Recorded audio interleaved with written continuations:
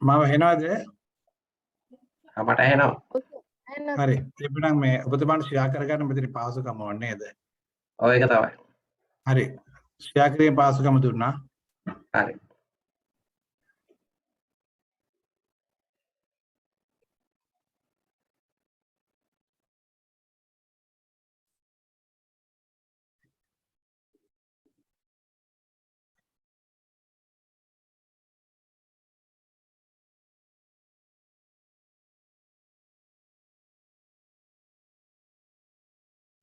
මේ නියෝජ්‍ය ප්‍රධාන ලේකම්තුමා මම කෝල් එකක් ගන්නද ඔබතුමාට?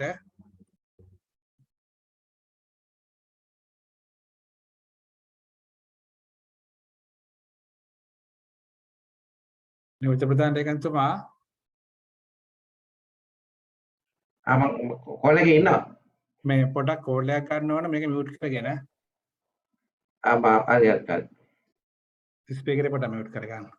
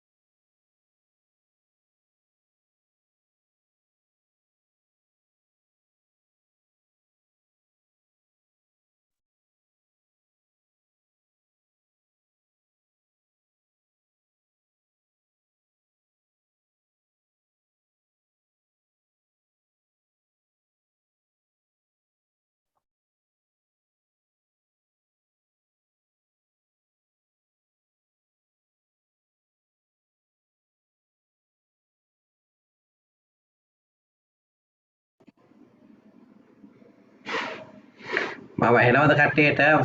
සියලු දෙනාට සුබ සන්ධ්‍යාවක්. ආයුබෝවන්. ආයුබෝවන් සර්. ඔව් හරි එහෙනම් මේ පටන් ගමු. දැන් මොකද මේ අශෝක මහත්මයා දැන් ප්‍රොෆෙසර් සර් පටන්ගෙන දැන් ගොඩක් වෙලා මම හිතන කතා කරපු නිසා මගේ කතාව නීරස වෙයිද දන්නේ නැහැ. පැය ගාණක් එක දිගට ඉඳලා නමුත් අපි අධ්‍යයනකට උත්තර කරන නිසා අවදියෙන් අහගෙන ඉන්න පුළුවන් නම් හොඳයි. මොකද මේකත් වැදගත් විෂයක් මේ අපේ විභාගෙදිත් සහ මම කලින් කිව්වා වගේ අපේ තියෙන රාජ්‍ය තන්ත්‍රයේ කටයුතු කිරීමේදී ඉතා වැදගත් විෂයක් වෙනවා මුදල් රෙගුලාසිය නැත්නම් රාජ්‍ය මුල කළමනාකරණය කියන එක. ඉතින් ඒ නිසා මම හිතනවා සියලු දෙනාම අවධානයෙන් කයිදී මට විශේෂයෙන් කියන්න ඕන පණිවිඩයක් තමයි මොකද මේ මම බොහෝ කාලයක් උගන්වපු නිසා මම දන්න හුඟක් ශිෂ්‍යයන්ට ගැටලු තියෙනවා යම් කතා කරනකොට ඒවයි තේරෙන්නේ නැති ඇහෙන්නේ නැති එක දේවල්. ඒක නිසා ඒ වගේ වෙලාවකදී මයික් ඔන් කරලා කතා කරන්න පුළුවන් හරි. එහෙම නැත්නම් මේ chat box එකේ දැන් මම සමහරට කිව්වේ ඒකට දැම්මොත් මම සමහර ඒවා බලලා ඒකට පිළිතුරු දෙන්නම්. ඉතින් අර වෙලා තියෙන අපි මේක සාකච්ඡාවෙන් කරන්න ඕන කටයුත්තක් අපි ළඟ ඉන්නවනම්. නමුත් දැන් අපි දුර ඉන්න නිසා අපි සියලු දෙනාට මූණු පේන්නේ අපේ කටහඬ ඇහෙන්නේ ඒක නිසා මේ ඔයගොල්ලන්ටත් එක්ක තියෙන සමීප සම්බන්ධය ගිලිහී යෑම ගොඩක් ගැටලුවක්. නමුත් මම උත්සාහ කරනවා ඔයගොල්ලොත් එක්ක බොහෝ විට ඉතාම සුහදව මේ කටයුත්ත බෙදාගෙන කරන්න. ඒක අපි මේ අර පන්තියක ඉන්නවා වගේම හිතලා ප්‍රශ්නයක් අහුවත් කමක් නැහැ. එහෙම නැත්නම් chat box එකේ අහුවත් කමක් නැහැ. එහෙම කතා කරමු. මොකද මේ විෂය එච්චර සමහර අයට හිතෙනවා අමාරු විෂයක් කියලා. නමුත් ඒක අමාරු නැහැ. අපි කරන දේවල් ඔෆිස් වල අපි කතා කරන්නේ. ඒ නිසා එහෙනම් මම මේ වීඩියෝ එක ඔෆ් කරලා තියෙනවා. මොකද ගොඩක් වෙලාවට මේකේ අපේ අර සමහර අයට වීඩියෝ එක දැම්මම ටිකක් පේනවා අඩුයි. අර එහෙම වගේ එනවා ඩේටා තියෙන අයගේ එහෙම. ඒක නිසා එහෙනම් නැවතවරක් මම සියලු දෙනාටම සුබ සන්ධ්‍යා ප්‍රාර්ථනා කරමින් අපි කතා කරමු. මම හිතන්නේ මේකේ ඉන්න අපේ මං ඇහෙනව නේද? ඇහෙන්නේ නැත්නම් කවුරු හරි මට පොඩ්ඩක් කියන්න. සියලු දෙනාට ඇහෙනවද? ඇහෙනවනේ? හරි හරි. එහෙනම් එතකොට දැන් මේකදී අපි දැන් ඒ සතියේත් කතා කරා ඊට කලින් සතියේත් කතා කරා. එතකොට අපි එක දවසයි සල්ලි ගෙවුවා ඒ සම්බන්ධ වුණේ ඊට කලින් ඊට වැඩි පිරිසක් සම්බන්ධ වුණා. අපි අර ප්‍රී ක්ලාස් එකේදී ඒකත් ඒවැය තියෙන ටියුට් එක මේ තුන්වෙනි ටියුට් එක තමයි එහෙම නැත්නම් තුන්වෙනි නිබන්ධනය තමයි අපි සාකච්ඡා කරන්නේ අද දවසේ. ඒතර මම කලින් කිව්වා වගේ අපි දැන් මේ ප්‍රශ්න ස්වරූපයෙන් තමයි මේවා කතා කරන්නේ. විශේෂයෙන්ම මුදල් රෙගුලාසි වල තියෙන කරුණු අපි ප්‍රශ්න වලට හදලා ඒ ප්‍රශ්න ටික සාකච්ඡා කරනවා. ඒතර ඔයගොල්ලෝ කවුරුත් දන්න මේ ප්‍රශ්න ටික කියන්නේ මුදල් රෙගුලාසි. ඒවා එතකොට අඩු වැඩි වශයෙන් අපේ සාමාන්‍ය එදිනෙදා කාර්යාල කටයුතු වලදී නැත්නම් අපේ එදිනෙදා රාජ්‍යයේ කටයුතු වලදී භාවිතා කරන මුදල් රෙගුලාසි තමයි මේ ප්‍රශ්න ස්වරූපයෙන් තියෙන්නේ. ඉතින් මේ ප්‍රශ්නවල තියෙන උත්තර තියෙන ප්‍රශ්නේ තියෙනවා. ඒතර උත්තරේ කියන එක අපිට ගොඩක් වැදගත් වෙන්නේ අපි කොහොමද ප්‍රශ්නයකටදී ඒකට මුහුණ දෙන්නේ කියන එකත් එක්ක තියෙන්නේ. ඒතර විභාගෙදී අපිට වැදගත් වෙන ප්‍රශ්නය. ප්‍රශ්නය සමහර ලාවට එකම ප්‍රශ්නේ විවිධාකාරයෙන් මං තියෙනවා කියලා. ඒතර මම එහෙම ප්‍රශ්න ස්වරූපයෙන් කතා කරන්නේ මොකද? ඔයගොල්ලන්ට විභාගෙත් ගොඩ දා ගන්න ඕන එකක්. අනිත් එක සාමාන්‍ය කටයුතු වලදීත් මේක වැදගත් වෙන නිසා. එතන කවුරු හරි මෙතන ඉන්නවද අලුතෙන් සම්බන්ධ වෙච්ච අය ඉන්නවා නම් ගිය ටියුට් එකත් ඇති මම හිතන්නේ ඔයගොල්ලෝ ගාව print එක අරගෙන ඒක නිසා මම ඒකෙත් එදා මතක නැති වෙච්ච ප්‍රශ්න තියෙනවා නම් චුට්ටක් බලමු. ඒ ඉස්සෙල්ලා ඒක අපි ඒ ගැන අඩුපාඩුවක් තිබුණොත් මේ මම හිතන විදිහට ඒකේ ප්‍රශ්නයක් දෙයක් මගේ අරුණ අපිට ගිය සතියේ කතා කරන්න බැරුව. මම ඉස්සෙල්ලා ඒක දාන්නම් බලන්න.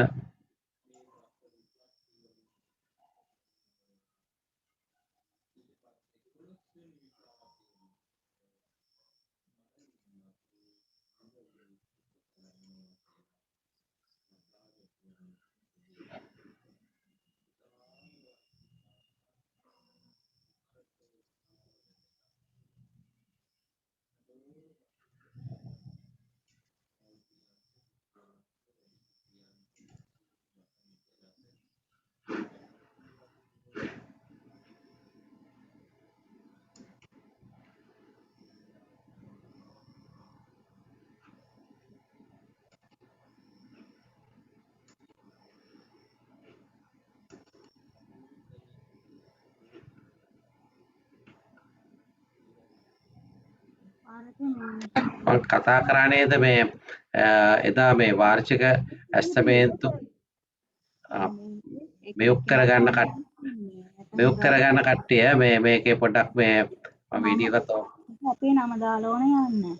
මම ඒක දන්නේ නැහැ කලින් zoom එක හලන්නේ නැහනේ මං අංකෙන් ඊට පස්සේ මං මේ මොන අංකයකද මෙයුක් කරගන්න මේ කට්ටියගේ මේ මොකද නැත්තම් ඒවා ඔයගොල්ලෝ කතා කරන්නේ අනිත් අයට ඇහෙනවා. රිජෙක්ට් කරනවා ඒක. ඊට පස්සේ මම ඒක රිජෙක්ට් ඊට පස්සේ කෝල් කර අහනවා ඒ කට්ටිය කියනවා දැන් මේ කරගන්න බැහැලු වෙන ෆෝන් එකකින් කවුරු හරි ෆෝන් එකේ කතා කරනවා අපිට ඇහෙනවා. ඒක පොඩක් මෙයුක් කරගන්න. අර මම දැන් කතා කරේ මේ ඒකාබද්ධ අරමුදලේ කියන එක අපි කතා කරා. මේ ප්‍රශ්නේ වාර්ෂික ඇස්තමේන්තුවල සාධාරණ වේදනා සඳහා මුදල් අමාත්‍යාංශ කරන වරන් බලපත්‍ර කියන එකත් මම කතා කරා. ඒ ටික කතා කරා. ඊට පස්සේ මෙන්න මේක කතා කරන්නේ අවිනිශ්චිත අවස්ථා අරමුදල කියන එක. මම හිතන්නේ ගිය සතියේ දුන්න ටියුට් එක කාගාවක් තියෙනව නේද? නැත්තම් මේකෙන් බලා ගන්න. මම මෙන්න මේ ප්‍රශ්නේ මට පතක හැටි කතා කරේ නෑ. හරි නේද මං? ඔව් සර්. හරිනේ. කවුරු chat කරලා නැහැ කියලා. හරි. එතකොට අපි දැන් ඔයගොල්ලන්ට මතක ඇති අපි මම නැවත සමහර ඒවා මතක් කරනවා මොකද ඒවා අපිට වැදගත් වෙන නිසා අපි දැන් එදා කතා කරා ඒකාබද්ධ අරමුදල කියලා කතා කරා. ඒ වගේම අපි කතා කරා ආණ්ඩුක්‍රම ව්‍යවස්ථාවේ තියෙන 148 වෙනි ව්‍යවස්ථාව සහ 149 වෙනි ව්‍යවස්ථාව සම්බන්ධයෙන්. ඒතර මේ ව්‍යවස්ථා දෙකෙන්ම සඳහන් කරන්නේ රාජ්‍ය මූල්‍ය කළමනාකරණයේදී පාර්ලිමේන්තුව තමයි එකම බලධාරී ආයතනය. එහෙම නැත්නම් රාජ්‍ය මූල්‍ය කළමනාකරණය සම්බන්ධ සියලු කටයුතු මෙහෙවන්නේ පාර්ලිමේන්තුව කියන එක. එතකොට ඒකේ යටතේ අපි කිව්වා ආදායම් එකතු කිරීමට විශේෂයෙන් පාර්ලිමේන්තුව විසින් බලය දිය යුතුයි. ඒක පනතකින් හෝ වෙනත් ආකාරයක නීතියකින්. ඒ වගේම රජයේ ආදායම් එකතු කරාම රජයට එන ආදායම් සියල්ල එකතු කළා ඒව දාන්න ඕන කියලා කිව්වා. 149 වෙනි ස්ථාවයේ තියෙනවා ඒකාබද්ධ අරමුදලකට ඒක යන්න ඕන කියලා. අපි කිව්වා බදු එකතු කරනවා නම් බදු වරිපණම් ගාසු හෝ යම් කිසි දෙයක් එකතු කරනවා නම් ඒවා රජයේ එකතු කරන බලය ලැබෙන්නේ පාර්ලිමේන්තුවෙන්. ඒ වගේම ඒවා එකතු කරපුවා ඒකාබද්ධ අරමුදලකට යන්න ඕන කියලා. තුන්වෙනි කරුණ ඒකාබද්ධ අරමුදලෙන් මුදල් ඉවත් කර ගන්නවා නම් එහෙම නැත්නම් රජයේ කටයුතු සඳහා මුදල් වියදම් කරනවා නම් ඒ සඳහා මුදල් ඇමතිවරයා විසින් පාර්ලිමේන්තුවෙන් විසර්ජන පනත කියන පනතට එතන විසර්ජන පනත කියන ඒ මුදල් පනතට පාර්ලිමේන්තුවෙන් අනුමැතිය ගන්නවා. එහෙම මුදල් ඇමතිවරයා විසින් අනුමැතිය ගත්තට පස්සේ ඒකට අපි පළවෙනි වර කියවම, දෙවෙනි වර කියවම, තුන්වෙනි වර කියවම කියලා කිව්වට පස්සේ කතානායකවරයාට ඒ කතානායකවරයා විසර්ජන ප්‍රඥප්තියට අත්සන් කරාම ඒක නීතියක් බවට පත් වෙනවා. එහෙම නැත්නම් පනතක් බවට පත් වෙනවා. එතකොට මුදල් ඇමතිවරයාට පුළුවන් ඒ වර්ෂය සඳහා නැත්නම් පාර්ලිමේන්තුව අනුගත කරපු මුදල ඒකාබද්ධ අරමුදලෙන් ඉවත්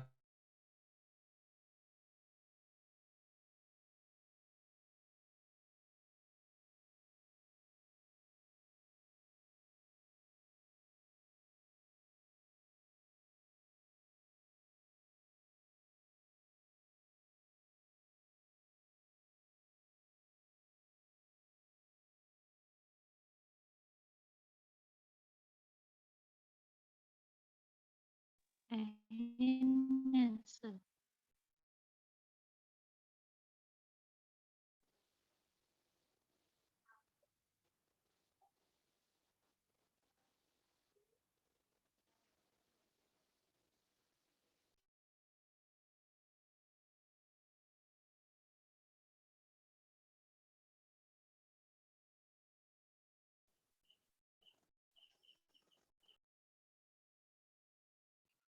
මම කියන එක ඇහෙනවද?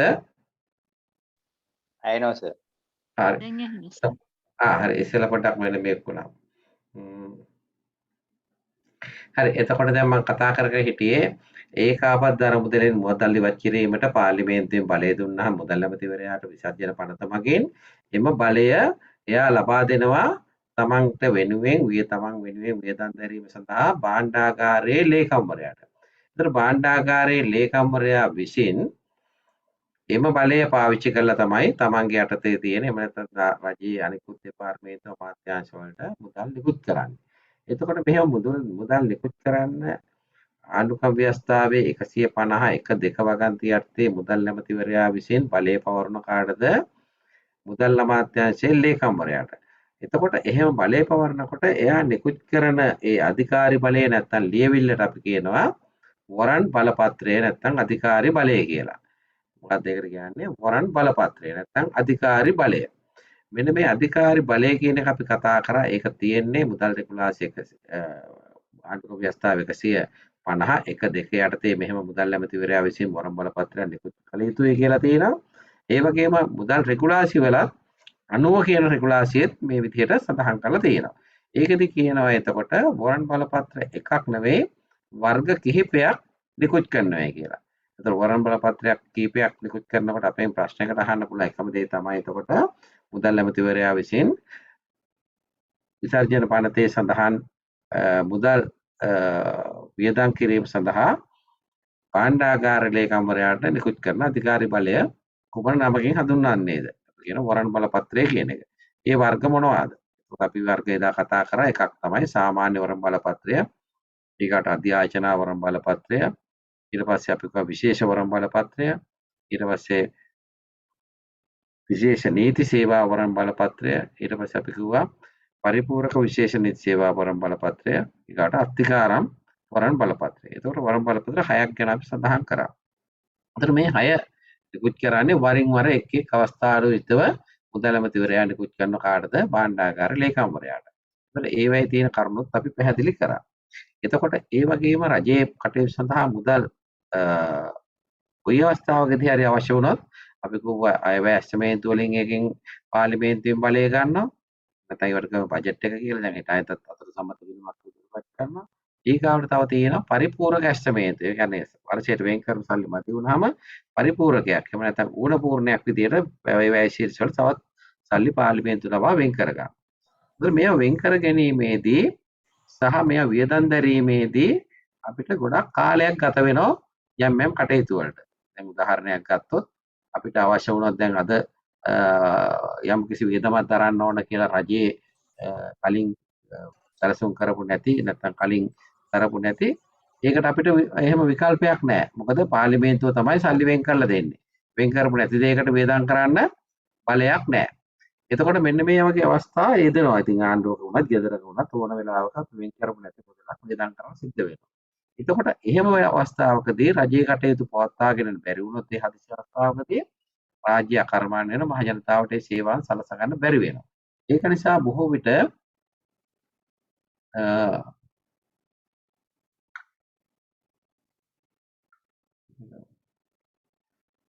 කරන දෙයක් තමයි මෙන්න මේ කියන ආණ්ඩුක්‍රම ව්‍යවස්ථාවෙන්ම පැහැදිලි කරලා දීලා තියෙන අපි කොහොමද 151 වගන්තිය 50 වගන්තියෙන් කියනවා මුදල් ඇමතිවරයාට බලය එනවා කියලා පාර්ලිමේන්තු විසර්ජන සමත වුණාම ඒ ඇරුණාම පාර්ලිමේන්තුවක් පවත්වාගෙන යන්න බැරි එහෙම නැත්නම් පාර්ලිමේන්තුවක් නැති අවස්ථාවකදී නම් අපි කොහොමද ජනාධිපතිවරයාට පුළුවන් අවස්ථා දෙකකදී ඒකාබද්ධ අරමුදලෙන් මුදල් නිකුත් කිරීමට නියෝග කරන්න. ඒ අවස්ථා දෙක අපි ගුවා පාර්ලිමේන්තුව විසර්ජන පන සම්මත වීමට පෙර විසිරුවා හර තිබෙන අවස්ථාවකදී පාර්ලිමේන්තුව නැවත රැස් වී මාස 3ක් යන තෙක් වියදම් ඒකාබද්ධ අරමුදලෙන් නිකුත් කිරීමට ජනාධිපතිවරයාට පුළුවන්. ඒ වගේම මහා මැතිවරණයක් සඳහා අවශ්‍ය මුදල් ඒකාබද්ධ අරමුදලෙන් ලබා දෙන්න කියලා නියෝග කරන්න පුළුවන්. එතකොට ඒකත් තියෙන්නේ එතකොට මුදල් ඇමතිවරයාට බලයක් තියුණා ජනාධිපතිවරයාට යම්කිසි බලයක් තුණා. ඒ තියුනේ 150 1 2 3 4 කියන වගන්ති වලින්. හැබැයි එතකොට අර අපි කිව්ව දැන් අදිසි ගම් වතුරක් යන්න පුළුවන්. එහෙම නැත්නම් මොන හරි බලාපොරොත්තු නෙවෙච්ච හදිසි තත්ත්වයක් යටතේ කුෂිකර්මය වෙන්න පුළුවන්, වාරි මාර්ග වෙන්න පුළුවන්. එහෙම නැත්නම් රටේ ජනතාවට ඍජු බලපාන දෙයක් වෙන්න පුළුවන්. මේ වගේ හදිසි අවස්ථාවකදී ශනිකව මුදල් වියදම් කිරීමට එහෙම ප්‍රතිපාදන වෙන් කළ නැත්නම් හරි අපහසුතාවයකටපත් වෙනවා. අන්න ඒක නිසා මේ ආණ්ඩුක්‍රම ව්‍යවස්ථාවෙම ඒ කියන්නේ ආණ්ඩුක්‍රම ව්‍යවස්ථාවේ 151 වගන්තියක් කියලා අතුලත් කරලා කියනවා යම්කිසි හදිසි අවස්ථාවකදී එහෙම නැත්නම් බලාපොරොත්තු නැති අවිනිශ්චිත අවස්ථාවකදී මුදල් වියදම් කරන්න සිද්ධ වුණොත් ඒ සඳහා වෙනම අරමුදලක් ඇති කරලා ඒක පවත්වාගෙන යාමට කටයුතු කිරීම පාර්ලිමේන්තුවේ වගකීම කියන්නේ. මොකක්ද? එතකොට ඒකාබද්ධ අරමුදලට පරිබාහිර වෙනත් අරමුදලක් පවත්වාගෙන යාමට මේ පාර්ලිමේන්තුවට බලය දීලා තියෙන කවුද? ආණ්ඩුක්‍රම ව්‍යවස්ථාවෙන්ම. එතකොට ආණ්ඩුක්‍රම ව්‍යවස්ථාව 151 වගන්තියෙන් කියනවා රජයේ හදිසි අවස්ථාවක සඳහා බලාපොරොත්තු නොවෙච්ච වියදමක් දරන්න සිද්ධ වුණොත් මෙන්න මේ හදිසි අවස්ථා නැත්නම් අවිනිශ්චිත අවස්ථා අරමුදලක් පිළිහිටවීමට පාර්ලිමේන්තුවට හැකියි කියලා. ඒතකොට ආණ්ඩුක්‍රම ව්‍යවස්ථාව අපි කිව්වා හුඟක් ලොකුවට විස්තර කරලා නැහැ. ඒ කියන්නේ හැකිය එහෙම නැත්නම් යුතිය ඒ වගේ දෙයක් කියනවා. එහෙනම් ආණ්ඩුක්‍රම ව්‍යවස්ථාව කියන්නේ 151 වගන්තිය අර්ථයේ 149 වන ව්‍යවස්ථාවේ කවර විධි විධානයක් සඳහන් වුවද බලාපොරොත්තු වූ හදිසි වියදම් සඳහා මුදල් ලබා ගැනීම පිණිස නීතියෙන් අවිනිශ්චිත අවස්ථා අරමුදලක් පිළිහිටුවීමට පාර්ලිමේන්තුවට හැකියි. එච්චරයි තියෙන්නේ ආණ්ඩුක්‍රම ව්‍යවස්ථාව. ඒතර මේකත් මුදල් රටේ මුදල් තත්ත්වයට බලපාන පනත. මේක අපේ මුදල් රෙගුලාසි වලටත් මේ වගන්තිය ඇතුළත් කරලා තියෙනවා. ඒතර ඒව තත්ත්වයක් යටතේ එතකොට අපි ඒකාබද්ධ අරමුදල ගැන තමයි 149 කියන වගන්තිය කියන්නේ. ඒකේ කවර විධි විධානයක් තිබුණත් හදිසි අවස්ථාවකදී මුදලක් වියදම් කරන්න අපිට අවස්ථාවක් දැන් මෙන්න මේ කියන වගන්තිය යටතේ පැවරලා තියෙනවා. හැබැයි ඒකෙන් කියන්නේ මොකද්ද? පාර්ලිමේන්තුවට හැකියි කියලා. ඒතර පාර්ලිමේන්තුව එහෙනම් අර අපි කිව්වා 149 ආණ්ඩුක්‍රම ව්‍යවස්ථාවේ තියෙන ඒකාබද්ධ අරමුදලෙන් මුදල් ඉවත් කරනවා නම් පාර්ලිමේන්තුවට ගේනවා විසර්ජන පනතක් වාර්ෂිකව. එතකොට මේ වාර්ෂිකව ගේන විසර්ජන පනතෙන් තමයි ඒ වර්ෂයට අවශ්‍ය මුදල් වෙන් කරන්න ඒකාබද්ධ අරමුදලෙන්. හැබැයි දැන් මෙන්න මේකටත් දැන් පාර්ලිමේන්තුවට කියන්න බෑ වරින් වර මේකට මුදල් වෙන් කරන්න කියලා අවිනිශ්චිත අවස්ථා ආරමුදලට. එහෙනම් අපි දන්නවා පාර්ලිමේන්තුවට මේ සඳහා පනතක් ගේන්න ඕන කියන එක නීතියක් වෙන්න. අන්න ඒ නිසා මෙන්න මේ ව්‍යවස්ථාචන විධිවිධාන පරිදි ආණ්ඩුක්‍රම ව්‍යවස්ථාවේ 149 151 වගන්ති යටතේ විධිවිධාන අනුව 1979 අංක 35 දරන අවිනිශ්චිත අවස්ථා ආරමුදලක් පිළිටවල තියෙනවා. එතකොට ඒ සඳහා අර ඒකාබද්ධ ආරමුදලෙන් අත්තිකාරම් වශයෙන් යම් මුදලක් ලබලා දීලා තියෙනවා. එතකොට මේ අත්තිකාරම අරගත්තාම ඒ අත්තිකාරම තමයි එතකොට දැන් මේ අවිනිශ්චිත අවස්ථා ආරමුදල කියන්නේ. ඒකාබද්ධ ආරමුදලෙන් යම් කිසි අත්තිකාරමක් එහෙම නැත්නම් කියන අතමාරුවක් අරගෙන වෙනම අරමුදලක් හදලා තියෙනවා. ඒකට අපි කියනවා අවිනිශ්චිත අවස්ථා අරමුදල කියලා. එතකොට මේ අවිනිශ්චිත අවස්ථා අරමුදලේ මුදල් ඉවත් කරන්න පුළුවන් වෙන්නේ යම් කිසි ඒකටත් ක්‍රමවේදයක් තියෙනවා. ඒ ක්‍රමවේදය කොහෙද තියෙන්නේ?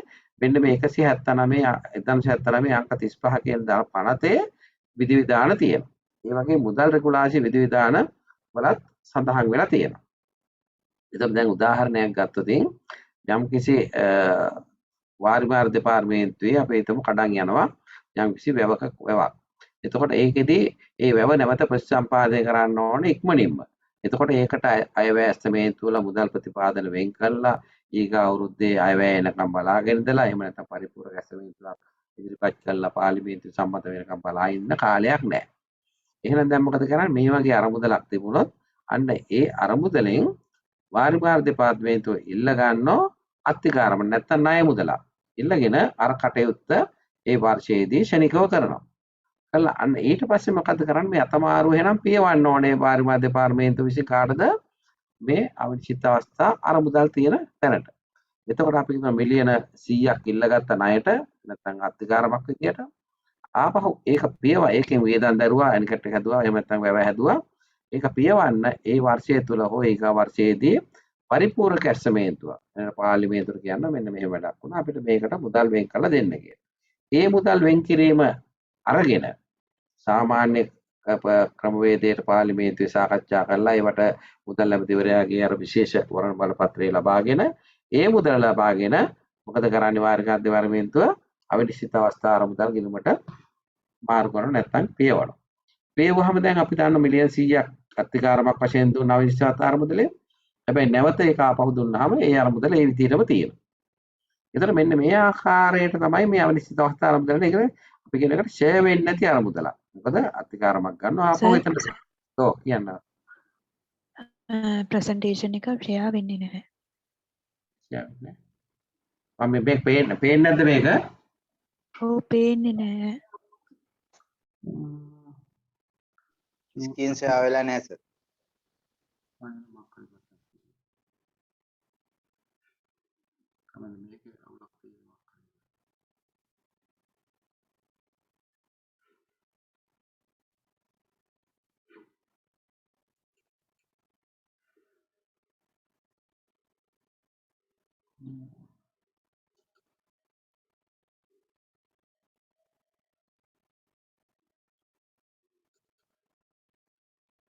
දැන් පේනවද?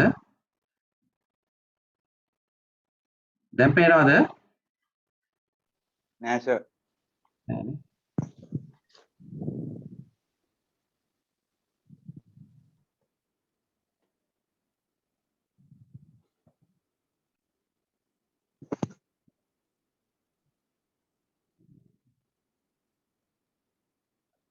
තප්පරයක් කියන මම චුට්ටක් මේ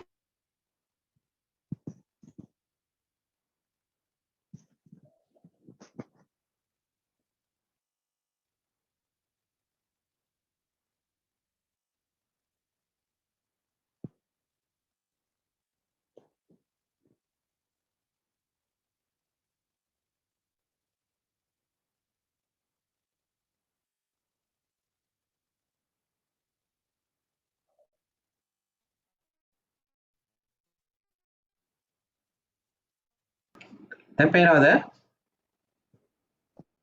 නෑ සර්.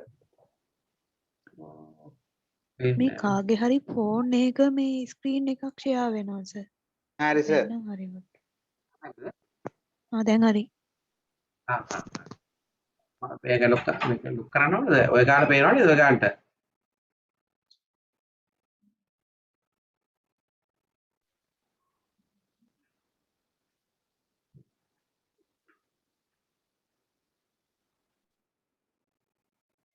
දැන් හරි නේද? දැන් පේනවනේ. පේන්නේ නැහැ සර්. එනවා සර්. දැන් පේනවා. දැන් පේනවා. හරි හරි. දැන් හරි. මම කියන ටික තේරුණාද නැත්නම් මොකද මට කතා කරලා කියන්න චුට්ටක් මොකද මේ මං හිතන්නේ ඔයගොල්ලෝ තේරුණා එක නිහඬ වෙන්නේ නැද්ද? පේන්නේ නැහැ කියලා විතරයි තියෙන්නේ. පේන්නේ හරි. එච්චරයි තියෙන්නේ වෙන මොකුත් එහෙම කියන්නේ නැහැ.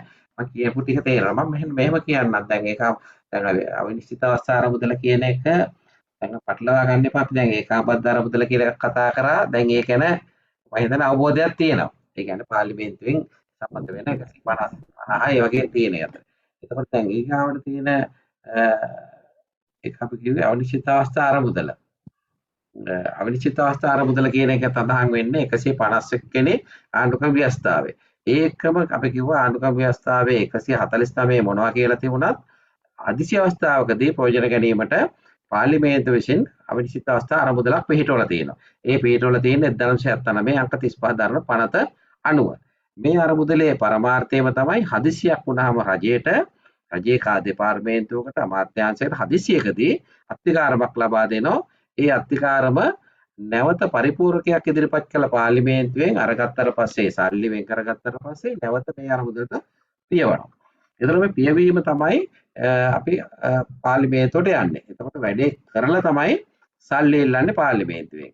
දැන් 149 වෙනි වගන්තියෙන් අපි කරන්න ගියා මොකද වෙන්නේ? පරිපූර්ණකයක් දාලා ඕක සම්මත වෙනකම් බලාගෙන ඉඳලා මාස ගාණකින් පස්සේ තමයි සල්ලි ලැබෙන්නේ. එතකොට අපිට ශනිකව කරන්න ඕන වැඩේ කරන්න බෑ.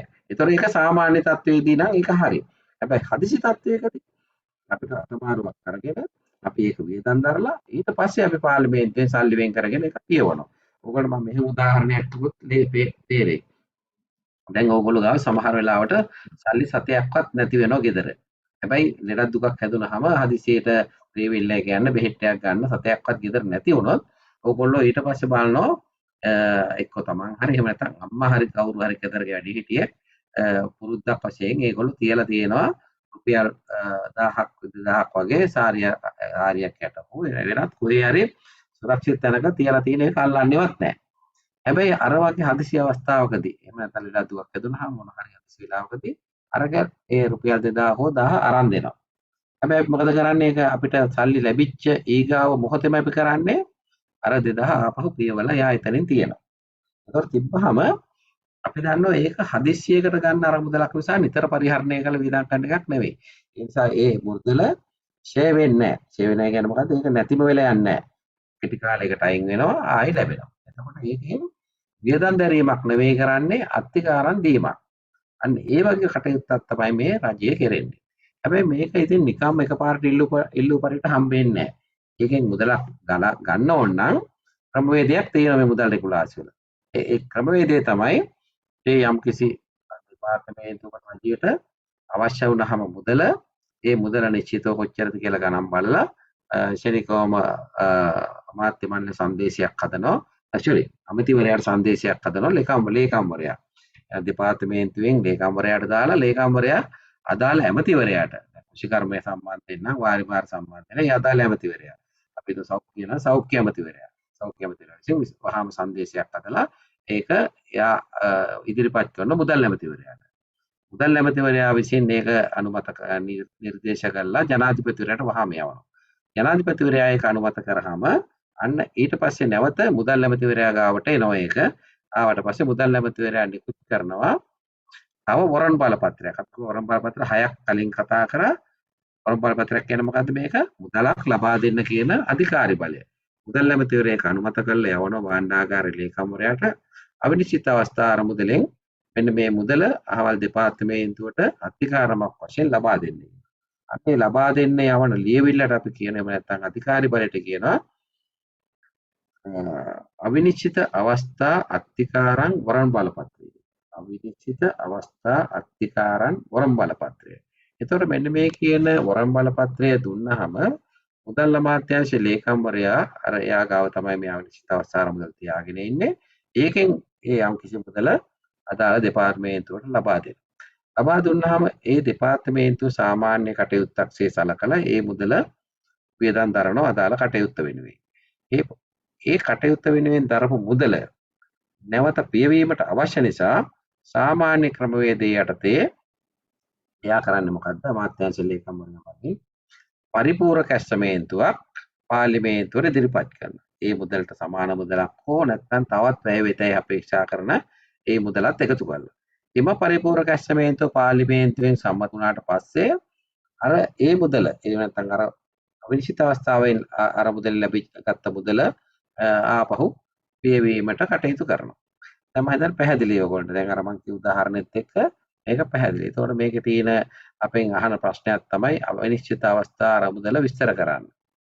ඒතකොට අවිනිශ්චිත අවස්ථා අරමුදල කියන එක මෙන්න මේ විදිහට කියන්න පුළුවන්. එකක් තමයි ආණ්ඩුක්‍රම ව්‍යවස්ථා 151 වගන්තියේ සඳහන් ආකාරයට 149 වන ව්‍යවස්ථාවේ කවර විධිවිධානයක් සඳහන් නොවද බලාපොරොත්තු නො වූ හදිසි වියදම් සඳහා මුදල් ලබා ගැනීම පිණිස නීතියෙන් අවිනිශ්චිත අවස්ථා අරමුදලක් පිළිහිටුවීමට පාර්ලිමේන්තුවට හැකියි.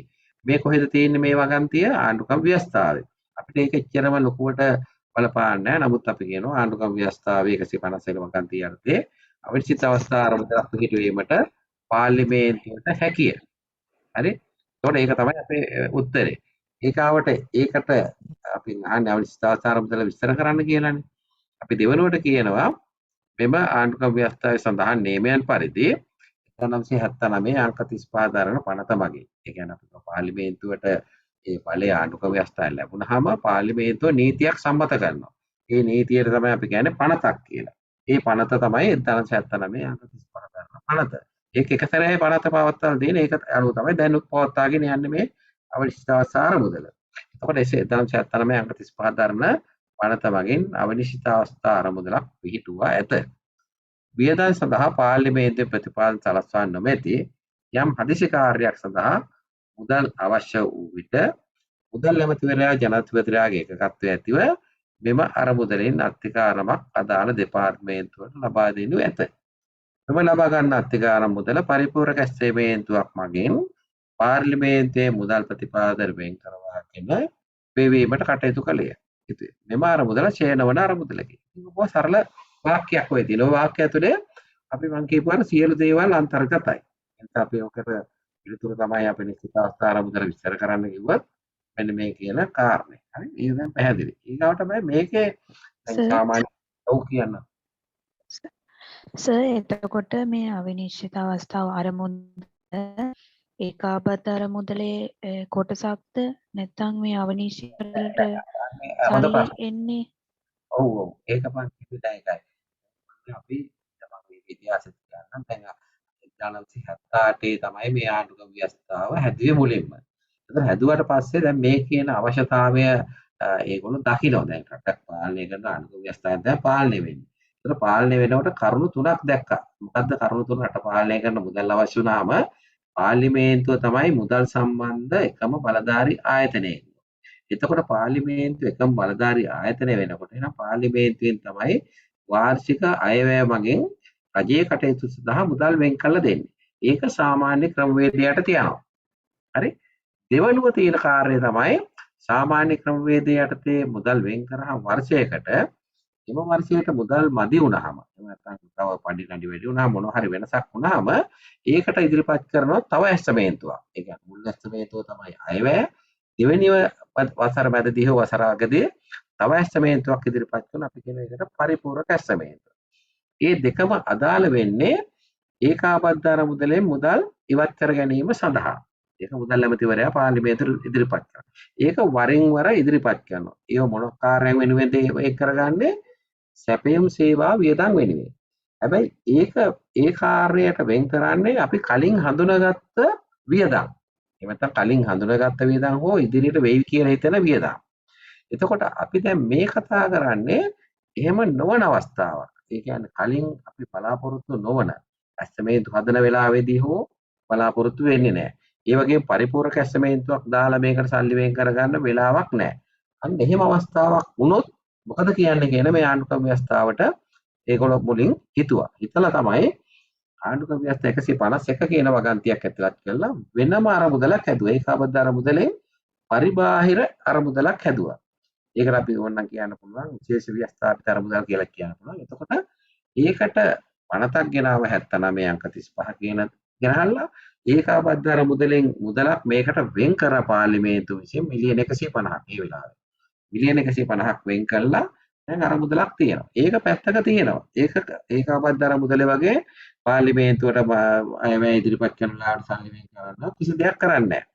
හැබැයි ඒක අවශ්‍ය වෙන්නේ කොයි වෙලාවකටද?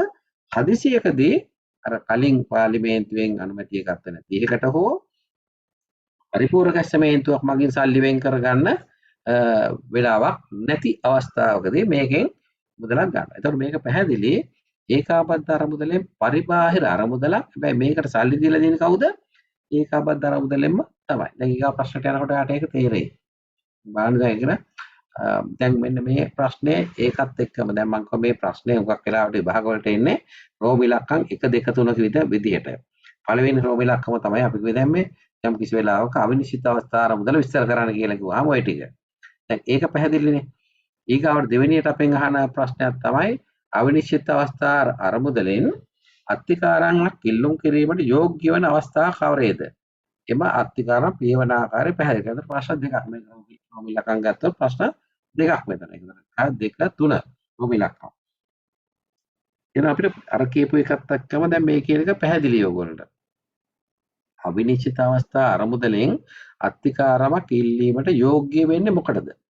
දැන් උදාහරණයක් මම කිව්වා ඕගොල්ලෝගේ ගෙදර හදිසියේදී බෙහෙත් ටිකක් ගේන්න වුණාම පර්ස් එකේවත් ගෙදරවත් තමන් ගාව සතයක්වත් නැති වෙලාවක එක්කෝ තමන් හෝ තමන්ගේ වැඩිහිටියෙක් හෝ අරගත්ත නිශ්චිත මුදලක් කොහේ හරි තියෙනවා. ඒ කියන්නේ ගෙදරක රුපියලක්වත් නැති වෙන්නේ නැහැ මං කියන විදිහට. දැන් අර ඉස්සර තිබුණ තව අර මේ මොකද හාල් මිටක් අරගෙන අර මේ මිටි හාල් කියලා දාන මුට්ටියකට. එතකොට ගෙදර හාල් ඇටයක් නැති වෙච්ච වෙලාවක මොකද කරන්නේ? අර මුට්ටියෙන් අරගෙන ලිපේ තියලා වියනවා. ඒක වෙනම කතන්දරයක්. නමුත් අපි නිකන් සාමාන්‍ය උදාහරණයක් ගත්තොත් ගෙදර සතයක්වත් නැති වෙච්ච වෙලාවකට අපි කලින් අපිට හම්බ වෙච්ච මුදලකින් අපි වෙන් කරලා තියලා තිනවා. ඒක අපි අමතක කළාම තමයි තියෙන්නේ. ඒ කියන්නේ අපි දිනදා කටයුතු කරන්නේ නැහැ ඒ වෙන් කරපු ගාන. හැබැයි අර වගේ සතයක්වත් නැති වෙච්ච වෙලාවක මොකද කරන්නේ? අරගෙන ගන්න කීයක් හරි. එහෙම නැත්නම් ඒ මුදල ගන්නවා. අරගෙන ඒ වැඩේ කරගෙන ඇවිල්ලා වහාම Tamanට අතට සල්ලියක් හම්බ වෙච්ච වෙලාවක පඩිය හෝ වෙනත් ආකාරයකට අපි අරක වෙන් කරලා තියෙනවා. හැබැයි ආයි අමතක කරනවා ඒක. අමතක කරන්නේ මොකටද? ආයි හදිසියක් වෙනකන් අපි ඒ ගැන හිතන්නේවත් නැහැ. අන්න ඒ වගේ එකක් තමයි මේ තියෙන්නේ. මොකද පැහැදිලි නේද ඒක? හදිසි අවස්ථාවකදී විතරයි ගන්න. ඇයි එතකොට අපිට හදිසි අවස්ථාවක් වෙන්නේ? එකක් තමයි අපි අර අයවැයේදී සල්ලි වෙන් කරලා තිබුණා නම් නිශ්චිතව ඒ කාර්යයට බලාපොරොත්තු වෙනවා නම් අපි ගම් වතුරක් එහෙම නැත්නම් හදිසි ආසනයක් මොකක් හරි වෙන් කරලා සල්ලි තිබුණා නම් අපිට ගැටලුවක් නැහැ. ඒවෙන් වියදම් කරනවා. එහෙනම් අපි කියන එවකට මුදල් ප්‍රතිපාදන වෙන් වී නොමැති. ඒ කියන්නේ අයවැය හදද්දී සල්ලි වෙන් වෙලා නැති කලින් බලාපොරොත්තු නොවූ හදිසි වියදමක් සඳහා මුදල් අවශ්‍ය වූ තමයි මේකෙන් අත්තිකාරමක් ඉල්ලන්නේ. කියන්නේ කලින් අපිට වෙන් කළත් නැහැ සල්ලි වෙනුවෙන් අපිට බලාපොරොත්තුනෙත් නැහැ එහෙම එකක්. ඒ වගේ වෙලාවකදී මේකෙන් ඉල්ලන්න පුළුවන්. දෙවෙනි එක දැනටමත් මුදල් ප්‍රතිපාදන වෙන් කර ඇති කාර්යයක් සඳහා මුදල් සපයා ගැනීමට වීරමන් ක්‍රියාපටිපාටි අනුගමනය කළ නොහැකි විටකදී. දැන් මම උදාහරණයක් වශයෙන් වීරමන් ක්‍රියාපටිපාටි අපි ගත්තට මෙතනදී ඒක ඔයගොල්ලන්ට මම උගන්වලා නැහැ. නමුත් වීරමන් ක්‍රියාපටිපාටි කියන එක මම මෙතනදී චුට්ටක් පැහැදිලි කරන්නම්. ඒකෙන් කියන්නේ දැන් අපි හිතමු දැන් ඕගොල්ලොන්ගේ බජට් එකක් ඕගොල්ලෝ පඩිය ගත්තාම වෙන් කරනවා. ආහාර වලට මෙච්චරයි, ගමන් වලට මෙච්චරයි, තෙල් වියදම් මෙච්චරයි, ලයිට් බිල් වතුර බිල් වලට මෙච්චරයි. ඒ වගේ වෙන් කරලා තියෙනවා. හැබැයි ඔය වෙන් කර මුදලෙන් රුපියල් 50000ක් අපි වෙන් කරයි කියමු ඔය මාසෙ පඩියේ හරි ආදායමෙන් වියදමට. හැබැයි එක වියදමක් අපිට සමහර වෙලාවට ඉතුරු වෙනවා. අපි කියමු දැන් අපේ ආහාර ඉඳන් නම් ඉතුරු වෙන්නේ නැහැ. ඕනනම් අපි හිතමු ගේ නඩත්තු කටයුත්තක් මොකක් හරි වෙන් කරපු මුදලක් සමහරලාට ඉතුරු වෙනවා. හැබැයි අපිට ගමන් යන්න පෙට්‍රල් වැඩි වුණා. දැන් එතකොට සල්ලි වැඩිපුර අපිට පෙට්‍රල් වලට යනවා.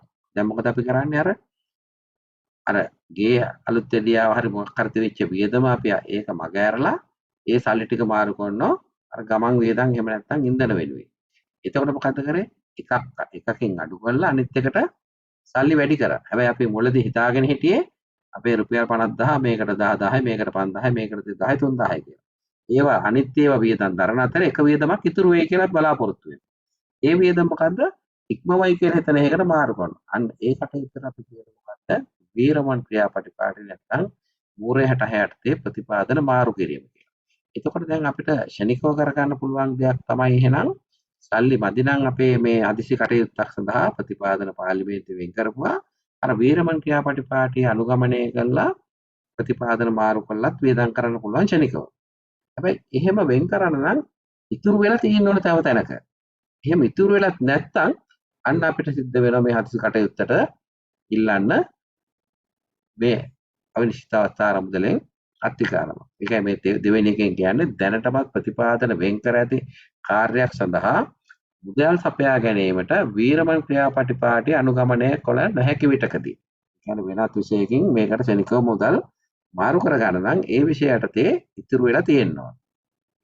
ඒ වගේ වෙලාවකදීත් එතකොට අපිට මේ කියන අවිනිශ්චිත අවස්ථා ආරම්භයේදී ප්‍රතිපාදන වෙන් කරන්න වෙනවා. මොකද ප්‍රතිපාදන මදි නිසා. දැන් මම මේ කියන්න ඕන කාරණයක් තියෙන මුදල් කියන එක එකක් ප්‍රතිපාදන කියන එක එකක්. මේකත් දැන් පැහැදිලි කරන්න මෙතනදීම දැන් අපි පාර්ලිමේන්තුවෙන් මේ බුක් එන්ට්‍රීස් එහෙම නැත්නම් අපි කියන ඒවට සංඛ්‍යා දැන් වර්ෂයටම අපි පඩි වලට කියලා පාර්ලිමේන්තුවේ සල්ලි වෙන් කරන අයවැයේදී බිලියන 100ක් වැටුප් කිව්වා. නැත්නම් අපේ ආයතනයේ නම් අපේ ආයතන මිලියන 10ක් කියමු. මිලියන 10ක් පඩි වලට වෙන් කරන වර්ෂයටම. හැබැයි ඒකට අපි කියන වෙන් කිරීමට මොකද්ද ප්‍රතිපාදන. එලොකේෂන් කියලා අපි කියන එලොකේෂන්. ඒක ප්‍රතිපාදනයේ වට කියන්නේ. මොනවද ප්‍රතිපාදන කියන්නේ? පාර්ලිමේන්තුවේ වෙන් කරන මුදල් මේ සංඛ්‍යා ටික. හැබැයි එතන ඒවා තියෙන්නේ මේ ඇස්තමේන්තු වල නැත්නම් පොත්පත් වල ලියවිච්ච එකක් විතරයි ඒ. හැබැයි ඒක තමයි අපිට වියදම් කරන්න පුළුවන් වෙන්නේ වාර්ෂිකව වෙන් කරන මුදල මාසිකව.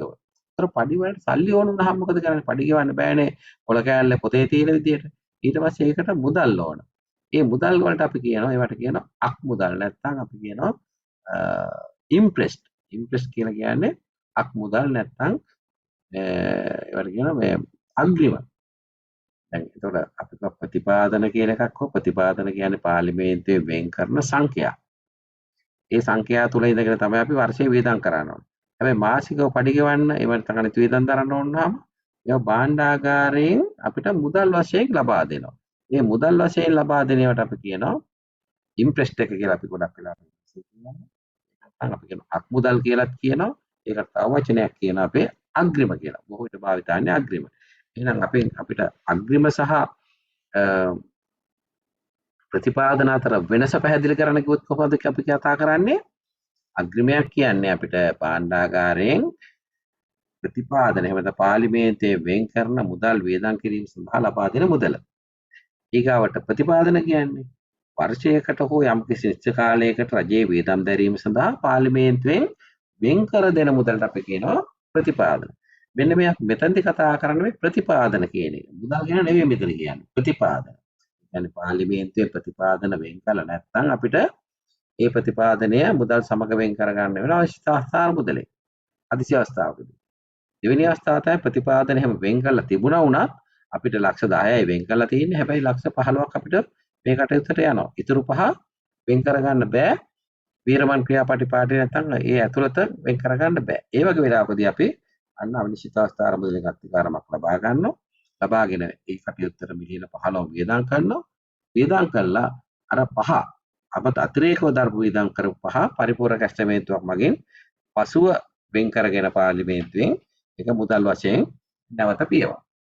ඒතකොට මේ තුන්වෙනි කරුණ කියන්නේ අර ඉහත අවස්ථා 1 2 එහෙම නැත්නම් ඉහතින් සඳහන් කර අවස්ථා දෙකේදීම අපිට පරිපූර්ණ කැස්ටමේන්තුවක් පාර්ලිමේන්තුවේ වෙන් කළ ප්‍රතිපාදන වෙන් කරගන්න කාල වේලාවක් නැති අවස්ථාවක තමයි අත්කාරංගෙන් මේ නැත්නම් අවස්ථාවතරමකින් අත්කාරමක් වෙන් කරගන්න අවශ්‍ය වෙන්නේ.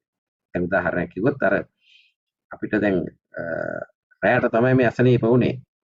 එතකොට අපි කව සල්ලිත් නැත්නම් අර තියෙන හදිස්සි තැනකින් සල්ලි ටික ගන්න ඕනේ. ඒ ෂණිකව බෙහෙත් ගේන්න හෝ ඒ කටයුත්තකට. හැබැයි ඒක හෙට දක්වා කල් තියලා අපිට කොහෙන් හරි වෙන සල්ලියක් ලැබෙන තැනකින් අරගෙන වියදම් කරනවා නම් අපිට ගැටලුවක් නැහැ. මොකද අර කල්ලන්න ඕනේ නැහැ. දැන් මෙතන කියන්නේ අන්න ඒ වගේ කාරණයක්.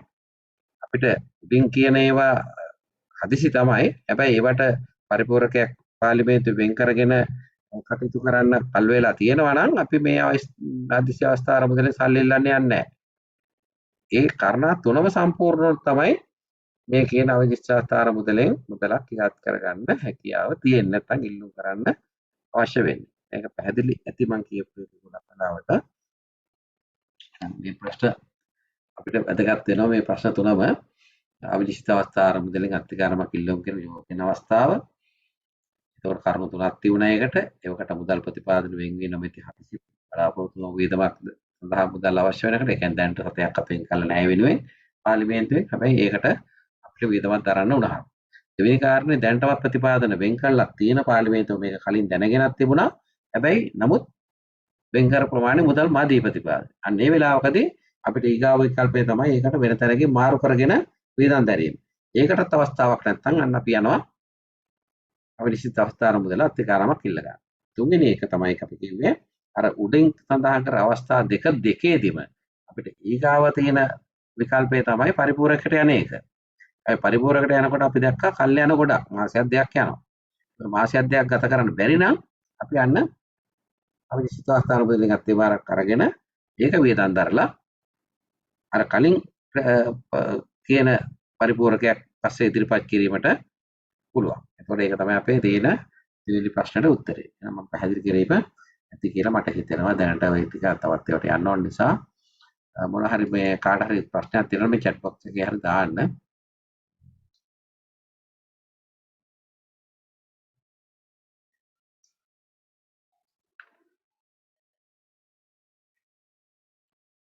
එතකොට මේකට අපි කිව්වා දැන් මෙන්න දෙවෙනි ප්‍රශ්නේ එම අත්‍යකාරම් පියවන ආකාරය පැහැදිලි කරන්න කියපු එකට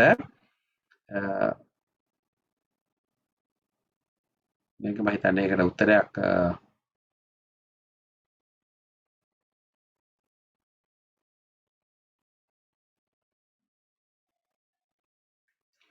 උත්තර මේකේ නැහැ. නමුත් ඒකේ අපිට එම අරමුදලෙන් අත්‍යකාරම් පියවන ආකාරය පැහැදිලි කරන්න.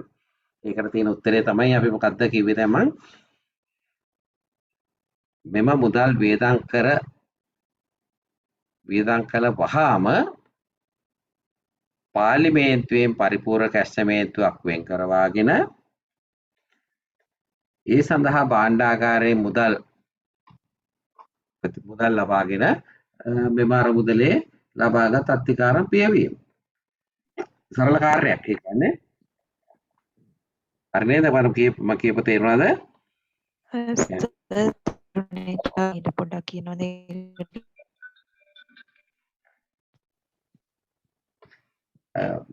හදිසි අවස්ථා අරමුදලෙන් අත්‍යකාරමක් ගත්තාම ඒක පියවන ආකාරය පැහැදිලි කරන්න කියලා තමයි මේකේ කියන්නේ. ඒක අපිට මහා ලොකු අවබෝධය තියෙන ඕගොල්ලන්ට මහා ලොකුට ලියන්න අවශ්‍ය නැහැ. ඒකෙන් කියන්නේ මොකද්ද?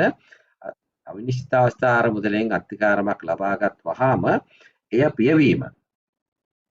පියවීම අදාළ දෙපාර්තමේන්තුවේ කාර්යයකි. අයි මං කියන්නම් අවිනිශ්චිත අවස්ථා අරමුදලෙන් අත්‍යකාරමක් ලබාගත් වහාම එය පියවීම අදාළ දෙපාර්තමේන්තුවේ කාර්යයකි. ඒ සඳහා පරිපූර්ණ කැස්ටමේන්තුවක් සකස් කර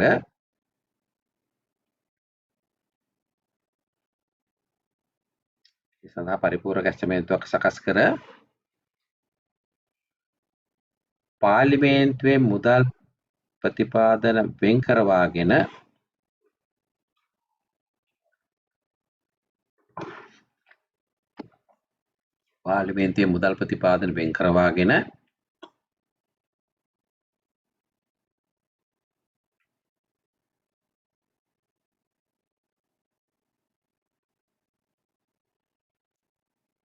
භාණ්ඩාගාරයෙන්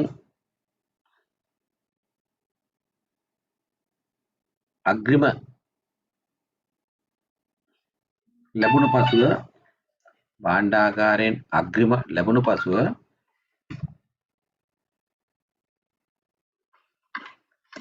එම අත්‍යකාරම් මුදල පියවීමට කටයුතු කළ යුතුයි.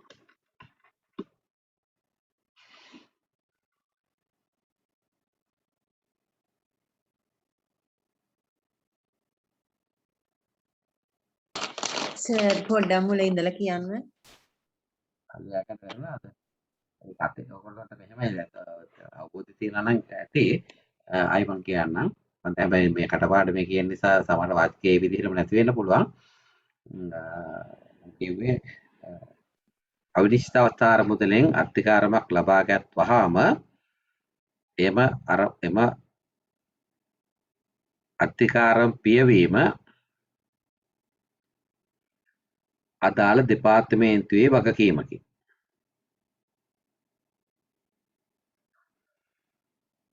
ඒ සඳහා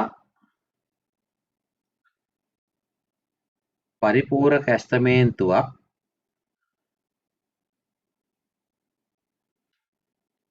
පාර්ලිමේන්තුවෙන් වෙන් කරවාගෙන නැත්නම් කියන පරිපූරක ඇස්තමේන්තුවක් මගින් ප්‍රතිපාදන පාර්ලිමේන්තුවෙන් වෙන් කරවාගෙන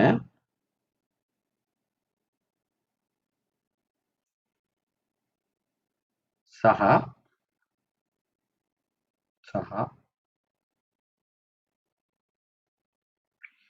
භාණ්ඩාගාරයෙන් අක්මුදල් නැත්නම් භාණ්ඩාගාරයෙන්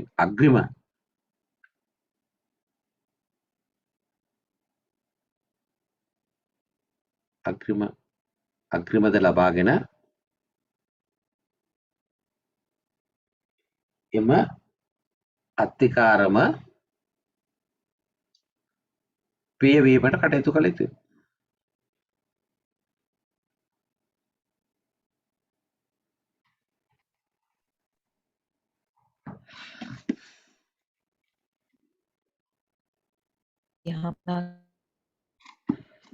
හරි හරි. දැන් ඒක ඇති. ඒතකොට අපි දැන් කතා කරා ඔය ආණ්ඩුක්‍රම ව්‍යවස්ථාවෙන් පැන නගින කරුණු වල තියෙන එකක් තමයි 251 වෙනි ආණ්ඩුක්‍රම ව්‍යවස්ථාවේ තියෙන අනිශ්චිත අවස්ථා අරමුදල. ඉතින් ඕක බොහෝ විට ප්‍රශ්න වලට එන ප්‍රශ්න තුනක් එහෙම නැත්නම් ප්‍රශ්න දෙක තුනක්. හරි ඊගාවට එකට අපි යමු. ඊගාව ප්‍රශ්න තමයි විශේෂ ව්‍යවස්ථාපිත අරමුදල් යන්න පැහැදිලි කරන්න. විශේෂ ව්‍යවස්ථාපිත අරමුදල් යන්න පැහැදිලි කරන්න. දැන් මම ඔයාලට වචන මේ සමහර මේ අවස්ථාවලදී දෙතුන් පාරක්ම මෙන්න මේ කියන වචනය කියවුණා. විශේෂ ව්‍යවස්ථාපිත අරමුදල්. දැන් මම කියවුණා එකක් තමයි ලංකාවේ තියෙන රටේ තියෙන්න පුළුවන් ජනරජයේ යටතේ තියෙන්න පුළුවන් ඒකාබද්ධ අරමුදල විතරයි. ඒ කියන්නේ අපි කියුවා ආණ්ඩුක්‍රම ව්‍යවස්ථාවේ 149 කියන වගන්තිය යටතේ කියනවා ජනරජයේ සතු සියලු අරමුදල් එක්ව ඒකාබද්ධ අරමුදල් නැමැති අරමුදලක් වන්නේය. ඒ කියන්නේ එක අරමුදලයි තියෙන්න පුළුවන් ලංකාවට. මොකද්ද ඒකාබද්ධ අරමුදල? හැබැයි ඒ ඒකාබද්ධ අරමුදල කියන 149 වෙනි ව්‍යවස්ථාවේ කියනවා වෙනත් ආකාරයකින් නීතියෙන් නියම කර නැත්තා වූ ජනරජයේ සතු සියලු අරමුදල් එක්ව ඒකාබද්ධ අරමුදල් නැමැති අරමුදලක් වන්නේය. කොහොමද කියන්නේ? වෙනත් ආකාරයකට නීතියෙන් නියම කර නැත්තා වූ ජනරජයේ සතු සියලු අරමුදල් එක්ව ඒකාබද්ධ අරමුදල් නැමැති අරමුදලක් වන්නේය. එම අරමුදලට සියලුම අයබදු, තීරුබදු, පරිපනම් හා ගාස්තු සහ ලැබීම් අයවිය යුත්තේය. එහෙනම් ඒකාබද්ධ අරමුදල තමයි තියෙන පුළුවන් එකම අරමුදල. හැබැයි අර මුලින් කියනවා වෙනත් ආකාරයකින් නීතියෙන් නියම කර නැත්තා වූ. ඒ කියන්නේ පාර්ලිමේන්තුව තමයි මේ ආණ්ඩුක්‍රම ව්‍යවස්ථාව සම්මත කරන්නේ. ඒ වගේම පාර්ලිමේන්තුවට පුළුවන් මේ මුදල් තියෙන බලතල පැවරලා තියෙන නිසා පාර්ලිමේන්තුවට ඒගොල්ලෝ වෙනත් ආකාරයේ නීතියකින් සම්මත කරලා කියන්න පුළුවන් මේ ජනරජයට එන සල්ලි වලින් කොටසක් මෙන්න මේ අරමුදලට යන්න පුළුවන් කියන එක. ඒක එතකොට නීතියකින් කියලා කිව්වහම පනතක තමයි තියෙන්නේ. එහෙනම් පාර්ලිමේන්තු සම්මත කරන පනතක්. මොකක්ද අපි කියන්නේ මුදල් පනතක්. ඒකෙදි කියනවා ඒකාබද්ධ අරමුදලට එන්න ඕන මුදල් වලින් මෙන්න මේ කොටස අහවල් අරමුදලට යන්න ඉඩ අරින්න. දැන් උදාහරණයක් කියන්න ඕගොල්ලෝ. දැන් ඔයගොල්ලෝ ඉගෙන ගත්ත අය මහ පොළ ලැබිච්ච අය ඇති. ඒ වගේම ජනාධිපති අරමුදල කියන එක දැකලා ඇති. අහලා ඇති. ඒ වගේම ජාතික ආරක්ෂක අරමුදල කියන එක අහලා ඇති. ඒ වගේම EPF ඒ කියන්නේ ජාතික සේවක අර්ථසාධක අරමුදල්නේ. ඒ වගේම ETF සේවක බාරකාර අරමුදල. ඔය කියන අරමුදල් කියන ඒවා ලංකාවේ තව තියෙනවා කියවෙන. ඒවා රාජ්‍යයේ පාලනයට තියෙන අරමුදල්. එතකොට එහෙනම් ඒකාබද්ධ අරමුදල් පරිබාහිර තවත් අරමුදල් තියෙනවා. අන්න ඒවා පිටවල තියෙන්නේ මොනවද? නීතියෙන් පාර්ලිමේන්තු විසින් පනත් වලින්. අපි ඒවට කියනවා විශේෂ ව්‍යවස්ථාපිත අරමුදල් කියලා. දැන් තව ඔයගොල්ලෝ කියපු එකක් තමයි පාර්ලිමේන්තුවේ පිටුපු දැන් ඔය විශේෂ ව්‍යවස්ථාපිත අරමුදලක් තමයි අවිනිශ්චිත අවස්ථා අරමුදල. ඒ වගේ යම්කිසි පාර්ලිමේන්තුවෙන් පිටව පනතකින් නීතියකින් ඇති කරපු අරමුදල් වලට තමයි විශේෂ ව්‍යවස්ථාපිත අරමුදල් කියන්නේ. ඒතකොට ඒකට මුදල් ලැබෙන්නේ කොහෙන්ද? ජන රජයට මහ ජනතාවගෙන් එකතු කරන මුදල් වලින් කොටසක් ගිහිල්ලා තමයි ඒක හැදිලා තියෙන්නේ. ඒතකොට ඒවා රජයේ කටයුතු සඳහා වෙනම බලපවත්වන අරමුදල්. ඒකට අපි කියන පිළිතුර මොකද්ද? රජයේ කටයුතු සඳහා අරමුදල් සැපයීමේ තවත් මාර්ගයක් වන්නේ පාර්ලිමේන්තු සම්මත කළ නීතියක් පනතක් මගින් ඇති කර ඇති විශේෂ අරමුදල්ය. ඒවායේ ලැබීම් සහ ගෙවීම් පිළිබඳව නීතියෙන් නියම කර ඇත. මෙම අරමුදල් සඳහා වාර්ෂික ඇස්තමේදු ප්‍රතිපාදන සලසනු නොලබන අතර නොලබයි. උදාහරණයක් ලෙස ජනාධිපති අරමුදල් දැකිය හැකියි. එහි අරමුදල් වල සැලසුම් හා වාර්ෂික අයවැය අනුමැතිය සඳහා භාණ්ඩාගාරයට ඉදිරිපත් කළ යුතුයි. දැන් මේ කීතව කරන්නේ මොකද්ද? මේ කියන අරමුදල් වලට ඒකාබද්ධ අරමුදලට එන සල්ලි යනවා කිලිම ඍජුව. දැන් උදාහරණයක් ගත්තොත් දැන් මහ පොළ අරමුදලට යනවා සංවර්ධන ලොතරැයි ඒවෙන් ලැබෙන එහෙම නැත්නම් රජයේ ලොතරැයි වලින් ලැබෙන ඒවෙන් 100ට ගාණක් යනවා කොහෙටද? මහ පොළ අරමුදලට. ඒ වගේ ජාතික ආරක්ෂක අරමුදලට තව එහෙකින් යන්න පුළුවන්. ඒතකොට ඒවා නීතියෙන්ම නියම කරන භාණ්ඩාගාරයේ විසින්ම මෙන්න මේ තැන් වලට මේක යන්න කියලා. එතකොට ඒවට අර අපි කියන පාර්ලිමේන්තු සම්මත කරපු අනතේ පැහැදිලිව කියලා තියෙනවා. මෙන්න මේ විදිහට මේ අරමුදලට මුදල් අය විය යුත්තේ කියලා. ඒ වගේම එම පාර්ලිමේන්තුවේ සම්මත කරපු ඒ පනතේ කියනවා මෙම අරමුදලෙන් වියදම් දරන්නේ කොයි ආකාරයටද? දැන් ජනාධිපති අරමුදලෙන් කොහොමද වියදම් දරන්න ඕන කියලා ඒක සඳහන් වෙනවා. ඒ වගේම ඒවයි අයවැය තියා ගන්න ඕන, ඒව කාට දිරිපත් කරන්න ඕන, ඒවයි අයවැය සම්මත කරන්නේ කවුද කියන එකත් ඒවයි සඳහන් වෙනවා. එතකොට මේ නීතියේ තමයි ඒවා පැහැදිලි කරලා තියෙන්නේ. වෙන තැනක නෙමෙයි. ඒ කියන්නේ මුදල් රෙගුලාසි වල කොහොමවත් නෙමෙයි. මුදල් රෙගුලාසි වල කියන්නේ මෙන්න මෙහෙම විශේෂ ව්‍යවස්ථාපිත අරමුදලක් තියෙන්න පුළුවන් කියන එක. මේක එන්නේ කෙටි ප්‍රශ්නයකට බොහෝ විට ඔයගොල්ලන්ට ලියන්න එන්නේ. ඒක නිසා මේක මේ කියන කොටස ප්‍රමාණවත් එහෙම නැත්නම් තවදුරටත් ඔයගොල්ලෝ බලා ගන්න ඕන නම් මුදල් රෙගුලාසි පොතේ තියෙනවා අපි කියන මුදල් මුල හරියම තියෙන මුදල් රෙගුලාසි දෙක කියන එකේ රෝම ඉලක්කම් 4 රෝම ඉලක්කම් 4 නෙවෙයි අරාබි ඉලක්කම් 4 දෙකේ 4 කියන එක. ඒක කියන මෙන්න මේ විදිහට රජයේ කටයුතු සඳහා අරමුදල් සැපයීම තවත් මාර්ගයක් වන්නේ පාර්ලිමේන්තු සම්මත කරන ලද ව්‍යවස්ථා මගින් ඇති කර ලබන විශේෂ අරමුදල්ය. වෙනි අරමුදල් සඳහා මුදල් එකතු කළ යුතු ආකාරයත් එම අරමුදලෙන් වියදම් දැරිය යුතු ආකාරයත් නීතියෙන් නියම කර ඇත. එම අරමුදල් සඳහා ප්‍රධාන ඇස්තමේන්තු වල එහෙම නැත්නම් වාර්ෂික විසර්ජන පනතෙන් මුදල් වෙන් කරන්නේ නැහැ කියලා තියෙනවා. ඒවා එකී අරමුදල් සඳහා වාර්ෂික ඇස්තමේන්තුවේ යම් ප්‍රතිපාදන සලසනු ලබන්නේ නම් ඒක අපි වෙනම සඳහන් කරන්න ඕන කියලා තියෙන පාර්ලිමේන්තු පනතේ. ඉතින් ඒකේ සැලසුම් සහ ඒවයි වාර්ෂික ඇස්තමේන්තු පාර්ලිමේන්තු මේ භාණ්ඩාගාර ඉදිරිපත් කරලා අනුමත කරගන්න කියලා එක තමයි කියන්නේ. හරිනේ දැන් එහෙනම් ඔයගොල්ලෝ මේක මතකේ තියෙන්න ඕනේ. දැන් අපි කියන්නේ අර මුදල් රෙගුලාසි වල තියෙන කාරණා බරාරුම් වචන වලින් තිබුණා වුණාට සරලයි. ඔයගොල්ලෝ මතකේ ඉන්න ඕනේ දැන් විශේෂ ව්‍යවස්ථාපිත අරමුදල් කියපු ගාම මොකද්ද? මහ පොළ අරමුදල, ජනාධිපති අරමුදල, ජාතික ආරක්ෂක අරමුදල ඒවට සල්ලි එන්නේ කොහෙන්ද? රජයේ මුදල්ම තමයි වෙනම පාර්ලිමේන්තුවේ සම්මත කරපු පනතක තියෙන විධිවිධාන මත. ඒවයි එතකොට ඒ මුදල් වේදම් කරන්නේ මොකද? රජයේ යම් කාර්යයන් වලටම තමයි. හරි? එහෙනම් ඒවා මේ අග්‍රිම කියන එක මම මේ ඉස්සරහ පාඩම කියනවා. හොඳයි. දැන් ඒකින්ද මම අර ඔයගොල්ලන්ට අර අග්‍රිම කියන එක නමක් විදිහට කිව්වේ. දැන් මම මේ විශේෂ ව්‍යවස්ථාපිත අරමුදල් කියන එක මම කලින් කිව්ව නිසා දැන් ඒක ප්‍රශ්නයක් විදිහට තියෙනවා. ඒ වගේ අග්‍රිම කියන එක ඉස්සරහ ප්‍රශ්න වල තියෙනවා. ඒක අපි මේ වෙලාවට නෝට් එකක් දෙන්නම්. හරි. දැන්ට ඒක ඇති. අග්‍රිම කිව්වේ භාණ්ඩාගාරයෙන් වියදම් දරන්න ප්‍රතිපාදන වලට වියදම් දැරීමට දෙන මුදල්. හරිද? එතකොට විශේෂ ව්‍යවස්ථාපිත අරමුදල් කියන එක මේ වාක්‍ය කෙටි වුණාට මේක තුල ඔක්කොම තියෙනවා. කෙටි ප්‍රශ්නයකට මේ ටික ලිව්වහම ප්‍රමාණවත් වෙයි. හරි. එතකොට ඊගාවට තියෙන මේක අපි කතා කරාද වාර්ෂික විසර්ජන පනත පැහැදිලි කරන්න කියලා කිව්ව මට මතක තියෙන්නේ අපි කතා කරා වගේ.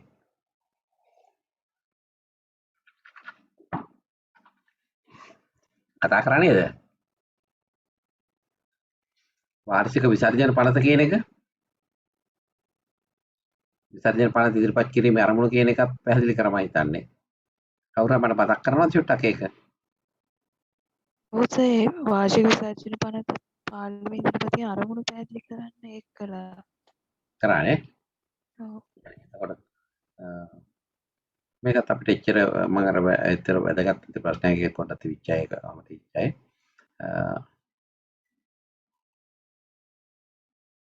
මේක මේ ප්‍රශ්න දෙකත් අපි ඉස්සරහට කතා කරමු. ඒක මොකද ඒක තවත් පාඩමක් එක්ක සම්බන්ධ වෙන නිසා මේකත් ඒ වගේ.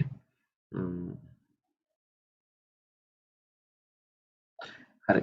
අපි මේකේ තියෙන එක මේකත් අපි කතා කරමු මේ අද දවසේ තියෙන මාතෘකාවක් විදියට මේක අර දැන් අපි කතා කරපු ඒවායින් පරිබාහිර ප්‍රශ්නයක් මේ. හරි. මේක ඇත්තටම ඉස්සරහා තව පාඩම් කීපයකට අදාළ වෙන්නේ. නමුත් මුදල් රෙගුලාසි 20 යටතේ තියෙන නිසා මුල් හරියේ තියෙන ප්‍රශ්නයක් නිසා මම ඒක ගත්තා. මුදල් රෙගුලාසි 20 යටතේ තමයි මේක තියෙන්නේ. දැන් මුළු පිරුවේ ඇස්තමේන්තු කියන එකෙන් අදහස් කරන්නේ ඕගොල්ලොන්ගේ දැන් අපි මෙන්න මෙහෙම කතා කරමු. මේ ප්‍රශ්නේ අමතක කරන්න. දැන් ඕගොල්ලෝ හුඟක් අය තරුණ අය ඕගොල්ලෝ සැලසුම් කරනවා ඒක සැලසුම් කරලා ඇති ගෙයක් හදන්න.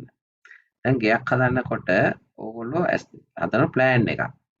ප්ලෑන් එකක් හදනවා කාමර 5යි එහෙම කාමර 4යි ශාලයයි බාත්රූම් ඊට පස්සේ තට්ටු 2යි ඒකට දලපඩි පෙර දානවා. ඉතින් වගේ සැලැස්මක් තියෙනවා. පර්චේස් 10ක තමයි ගේ හදන්නේ ඔහොම. එතකොට ඒකේ සැලැස්මට විතරක් නෙමෙයි ඔක ආකිටෙක්චර් ගාම එයා ඇස්තමේන්තුවකුත් හදනවා. මොකද ඇස්තමේන්තුව එදා දවසේ තියෙන සිමෙන්ති කොට්ටේක මිල, යකඩවල මිල, ලී වල මිල, ඊට පස්සේ උළු වල, එහෙම නැත්නම් ගල් වල, වැලි වල තියෙන මිල අරගෙන වඩු කුලිය, මේසෙන් කුලිය ඒවත් ඇතුළත් කරලා, යන්ත්‍ර සූත්‍ර වල තියෙන ඒවත් ඇතුළත් කරලා, ටයිල් නැත්නම් ඒ වගේ ඒවත් ඇතුළත් කරලා හදනවා ඇස්තමේන්තුව. එයා කියන මේ සැලැස්ම යටතේ මේ ගේ හදන්න ලක්ෂ 50ක් යනවා. එතකොට ලක්ෂ 50ක් යනවා කියලා කියන්නේ ඒ අවුරුද්දේ තියෙන මිල අනුව අපි ජනවාරි නම් හැදුවේ මේ අවුරුද්දේ ලක්ෂ 50ක් යනවා කියලා ඇස්තමේන්තුවක් හැදුවා සැලැස්මක් හැදුවා. දැන් ඕක තමයි අපිට තියෙන මූලික ලියවිල්ල ගයක් හදන්නනේ.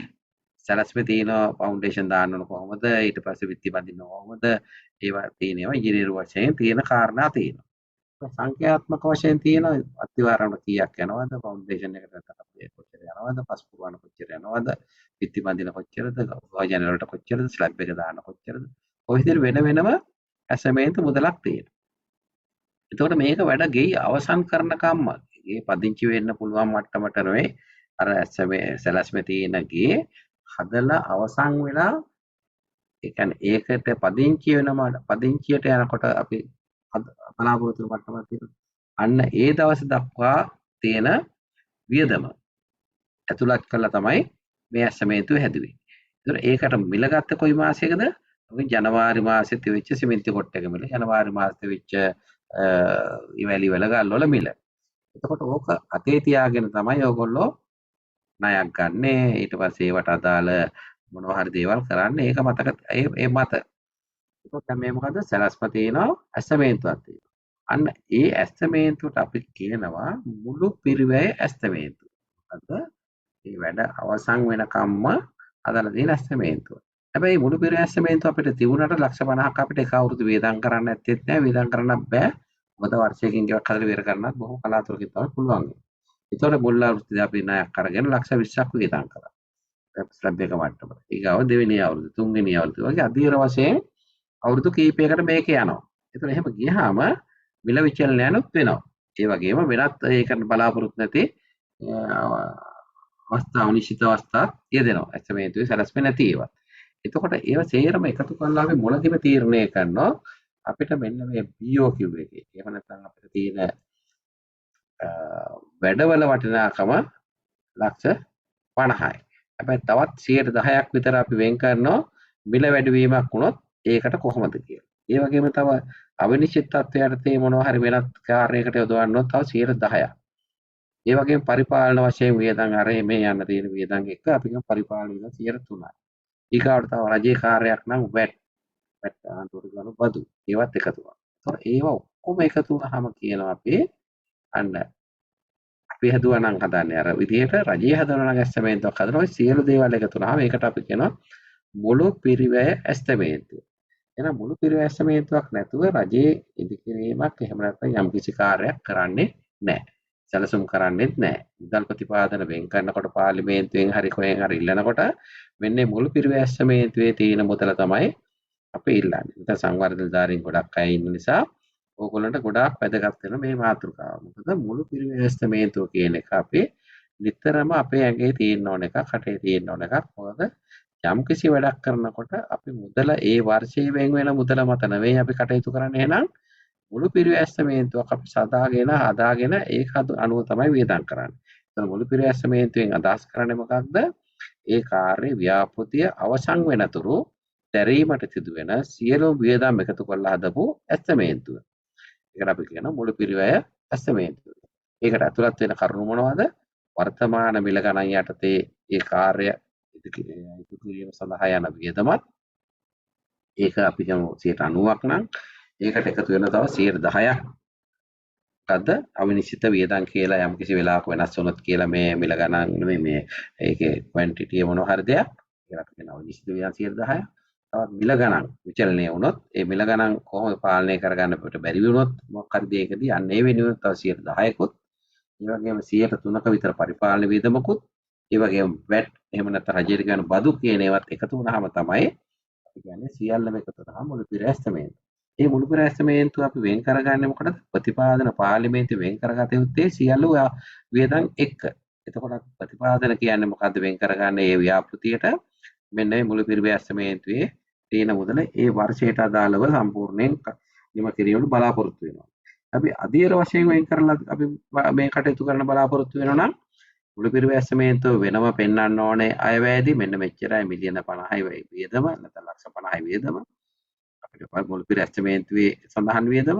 හැබැයි මේ වර්ෂයට පළවෙනි වර්ෂයට අපිට ඕනේ මේකට මිලියන 20යි නැත්නම් ලක්ෂ 20යි. ඒතකොට දෙවෙනි අවුරුද්දට මෙච්චරයි. එහෙම කියලා අපි වෙනම පෙන්වන්න වෙනවා පාර්ලිමේන්තුවට ඒකට යන අධීර වශයෙන් කරනවා. ඒතකොට දැන් මේ අපි කිව්වේ මුළු පිරිවැය ඇස්තමේන්තුව පැහැදිලි කරන්න කියලා කිව්වොත් අපි ඒකට එකක් තමයි කිසියම් ව්‍යාපෘතියක් හෝ යෝජනා ක්‍රමයක් ආරම්භ කර නිම කරන තෙක් දැරීමට සිදුවන වියදම් ගණනය කර සකස් කරන ඇස්තමේන්තු මුළු පිරිවැය ඇස්තමේන්තුව යනුවෙන් අදහස් කරේ. ඒක හරිය නේද මම කියපු එක කොහොමද? කිසියම් ව්‍යාපෘතියක් හෝ යෝජනා ක්‍රමයක් ආරම්භ කර නිම කරන තෙක් දැරීමට සිදුවන වියදම් ගණනය කර සකස් කරන ඇස්තමේන්තු මුළු පිරිවැය ඇස්තමේන්තුව යනුවෙන් අදහස් කරේ. හරිනේ? එතකොට ඒක තමයි අපේ තියෙන්නේ.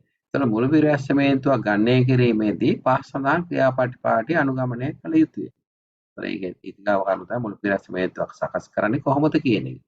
පළවෙනි එක තමයි එක් ව්‍යාපෘතියේ මුළු පිරිවැය නිශ්චය කළ යුත්තේ ඉතා සුපරික්ෂාකාරව පිළියෙල කළ ප්‍රමාණ බිල්පත් පදනම් කරගෙන. ඔයගොල්ලෝ අහලා තියෙන BOQ කියලා තියෙන ප්‍රමාණ බිල්පත්. ඒ කියන්නේ මොන වියදම අපි සූක්ෂමව බලන්න ඕනේ. දැන් වෙලි කැටේ ඉඳලා සිවුරු කැටේ දක්වා යන සියලු වියදම් ගෙදරක් හදනවා බලන්න ඕනේ. ටයිල් කැටේ ඒවට යන ශ්‍රමය, රැප් එක ඒව තේරමත් එක්ක. ඊගාවට තියෙන මේව ප්‍රමාණ බිල්පත් වල ද්‍රව්‍ය, ශ්‍රමය, යන්ත්‍ර සහ උපකරණ අවශ්‍යතාව පිළිබඳ ගණන් බැලීමේදී යොදාගත් මිල ගණන් පෙන්වුම් කළ යුතු අතර කලින් තීරණය කරන ලැබූ මිල ගණන් පදනම් කරගත යුතුයි. ඒ කියන්නේ දැන් අපි වක් වෙලාවට රජයේ අතනකොට ඇස්තමේන්තු ගන්නවා ඊට මාසයකට හෝ ඊට ඒ ආසන්නයේ බයින් කමිට් රේට් එහෙම නැත්නම් අපි කියනවා මිල කමිටු අපි රැස් වෙනවා මාසයකට සැරයක් මිල කමිටුවක්. මිල කමිටුවේදී වර්තමාන වෙළඳපොලේ තියෙන ද්‍රව්‍ය වල ශ්‍රමයේ එහෙම නැත්නම් යන්ත්‍ර වල මිල ගණන් ප්‍රසිද්ධ කරනවා. උදාහරණයක් ගත්තොත් කාලේ දැන් වැලි කියුබ්බයක් කීයද කියලා ප්‍රසිද්ධ කරනවා. ස්කිල් ලේබර් කෙනෙකුට කීයද, අන් ස්කිල් ලේබර් කීයද, ඊට පස්සේ කම්පිටොන් එකක් කීයද, ඔය වගේ මිල ගණන් ප්‍රසිද්ධ කරනවා. අන්නේ මිල ගණන් තමයි මේ කියන ඇස්තමේන්තුව එහෙම නැත්නම් මුළු පිරිවැය ඇස්තමේන්තුව සකස් කරන ප්‍රමාණ බිල් පත්‍රය සඳහා යොදාගත යුත්තේ. හරි. එතකොට එහෙමනම් වර්තමාන මිල ගණන් පදනම් කරගෙන අපි ගණන් බලපු ඇස්තමේන්තුවක් තමයි මේ ප්‍රමාණ බිල් පත්‍රයේ විදියට තියෙන්නේ. ඒවට යොදා ගන්නම ද්‍රව්‍ය, ශ්‍රමය, යන්ත්‍ර උපකරණ සහ අනිකුත් සියලු අවශ්‍යතා. හරි. ඊගාවට තියෙන මුළු පෙර ඇස්තමේන්තු අනුමත කිරීම සඳහා නියමිත බලධාරීන් වෙත ඉදිරිපත් කළ යුතුයි. අර විදිහට හදපු ඇස්තමේන්තුව ඒක නිකම්ම තියාගන්න බෑ. ඒකේ තියෙන මුදල් වල සීමාවන් අනුව දැන් අපි හිතමු දෙපාර්තමේන්තුවක පල්ලෙහා ඉන්න ආයතනයක් හැදුවා නම් අදාළ දෙපාර්තමේන්තු ප්‍රධානියට ඒක යොමු කරන්න ඕනේ. අපි සංචාරක කරන අනුමත කිරීමට. දැන් සමහර ඒවා තියෙන මිලියන ගණන් වල ඒවා නම් කැබිනට් එක දක්වා යන්න වෙනවා මුළු පිර ඇස්තමේන්තුව අනුමත කිරීමට. එතකොට එහෙනම් අපි මුළු පිර ඇස්තමේන්තුවක් කියන එක නියමිත බලධාරීන් අනුමත කරලා තිබිය යුතුයි. ඒ වගේම වාර්ෂික ඇස්තමේන්තු වල පෙන්눔 කිරීමේදී විශේෂ තීරුව මුළු පිර ඇස්තමේන්තුව අපි කොහොමද දැන් පාර්ලිමේන්තුවට ඉදිරිපත් කරන අයවැය ලේඛනයට ඇතුළත් කරනවා නම් ඒක විශේෂ තීරුවක දැන් ඒ වර්ෂයේ වෙන් කරන මුදල සම්පූර්ණ මුදල ඉල්ලන්නේ නැත්නම් මුළු පිර ඇස්තමේන්තුව වෙනම පෙන්වන්න ඕනේ. වර්ෂයට ඉල්ලන මුදල වෙනම පෙන්වන්න ඕනේ. ඒක අපොකට මේ මුදල් ක්ලාස් පොතේ තියෙන නිසා ඒක දැම්මේ. එතකොට දැන් එහෙනම් මුළු පිර ඇස්තමේන්තුව කියන එකට ඔයගොල්ලෝ පැහැදිලි කිසියම් ව්‍යාපෘතියක් හෝ යෝජනා ක්‍රමයක් ආරම්භ කර නිම කරන තෙක් දැරීමට සිදුවන වියදම් ගණන් බලා සකස් කරන ඇස්තමේන්තු මුළු පිර ඇස්තමේන්තු යනුවෙන් අදහස් කරේ. එimhe ඇස්තමේන්තුවක් සකස් කරනකොට කොහොමද අපි පිළිපදින්න ඕන ක්‍රමවේදය? ඒකට ගන්න ඕනේ එක් ව්‍යාපෘතිය සඳහා යන පිරිවැය සුපරීක්ෂාකාරීව ගණන් බලලා ප්‍රමාණ පත්‍ර පිළියෙල කරන්න ඕනේ. එම ප්‍රමාණ පත්‍ර වලට ගන්න ඕන වර්තමාන වෙළඳපොලේ තියෙන වයින් කම නැත්නම් ගන්න කලින් ගණන් බලලා හදාගත්ත මිල ගණන් නැත්නම් රේට් අනුව තමයි එම මුළු පිර ඇස්තමේන්තුව ගණන් බලන්න ඕනේ. ඒ වගේම මුළු පිර ඇස්තමේන්තුවක් හැමතිස්සෙම නියමිත බලධාරියා විසින් අනුමත කරලා තියෙනවා. ඒ වගේ වාර්ෂික ඇස්තමේන්තු වල විශේෂ තීරුවක පෙන්වන්න ඕන. එතන මේ අපි ගත්ත එක දැන් කලින් ප්‍රශ්න පත්‍රයේ තිබිච්ච එක. දැන් අද ප්‍රශ්න පත්‍රයේ හදපු එකෙත් මේකට අදාළ කොටසක් තියෙනවා. ඒක බලමු අපි.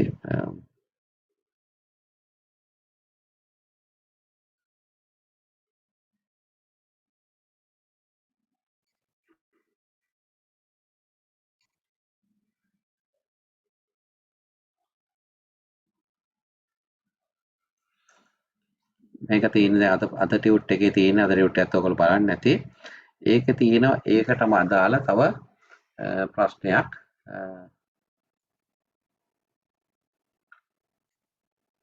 මේකට අපි ඉස්සරහටත් අපි මේ ප්‍රශ්නේ කතා කරනවා. මොකද මේකේ ප්‍රශ්නේ මොකක් වෙලාවට ඉස්සරහ පාඩම් වලදීත් අපිට වැදගත් වෙන නිසා දැන් අපි කතා කරා මුළු පෙර ඇස්තමේන්තුවක් කියන්නේ මොකක්ද කියන එක.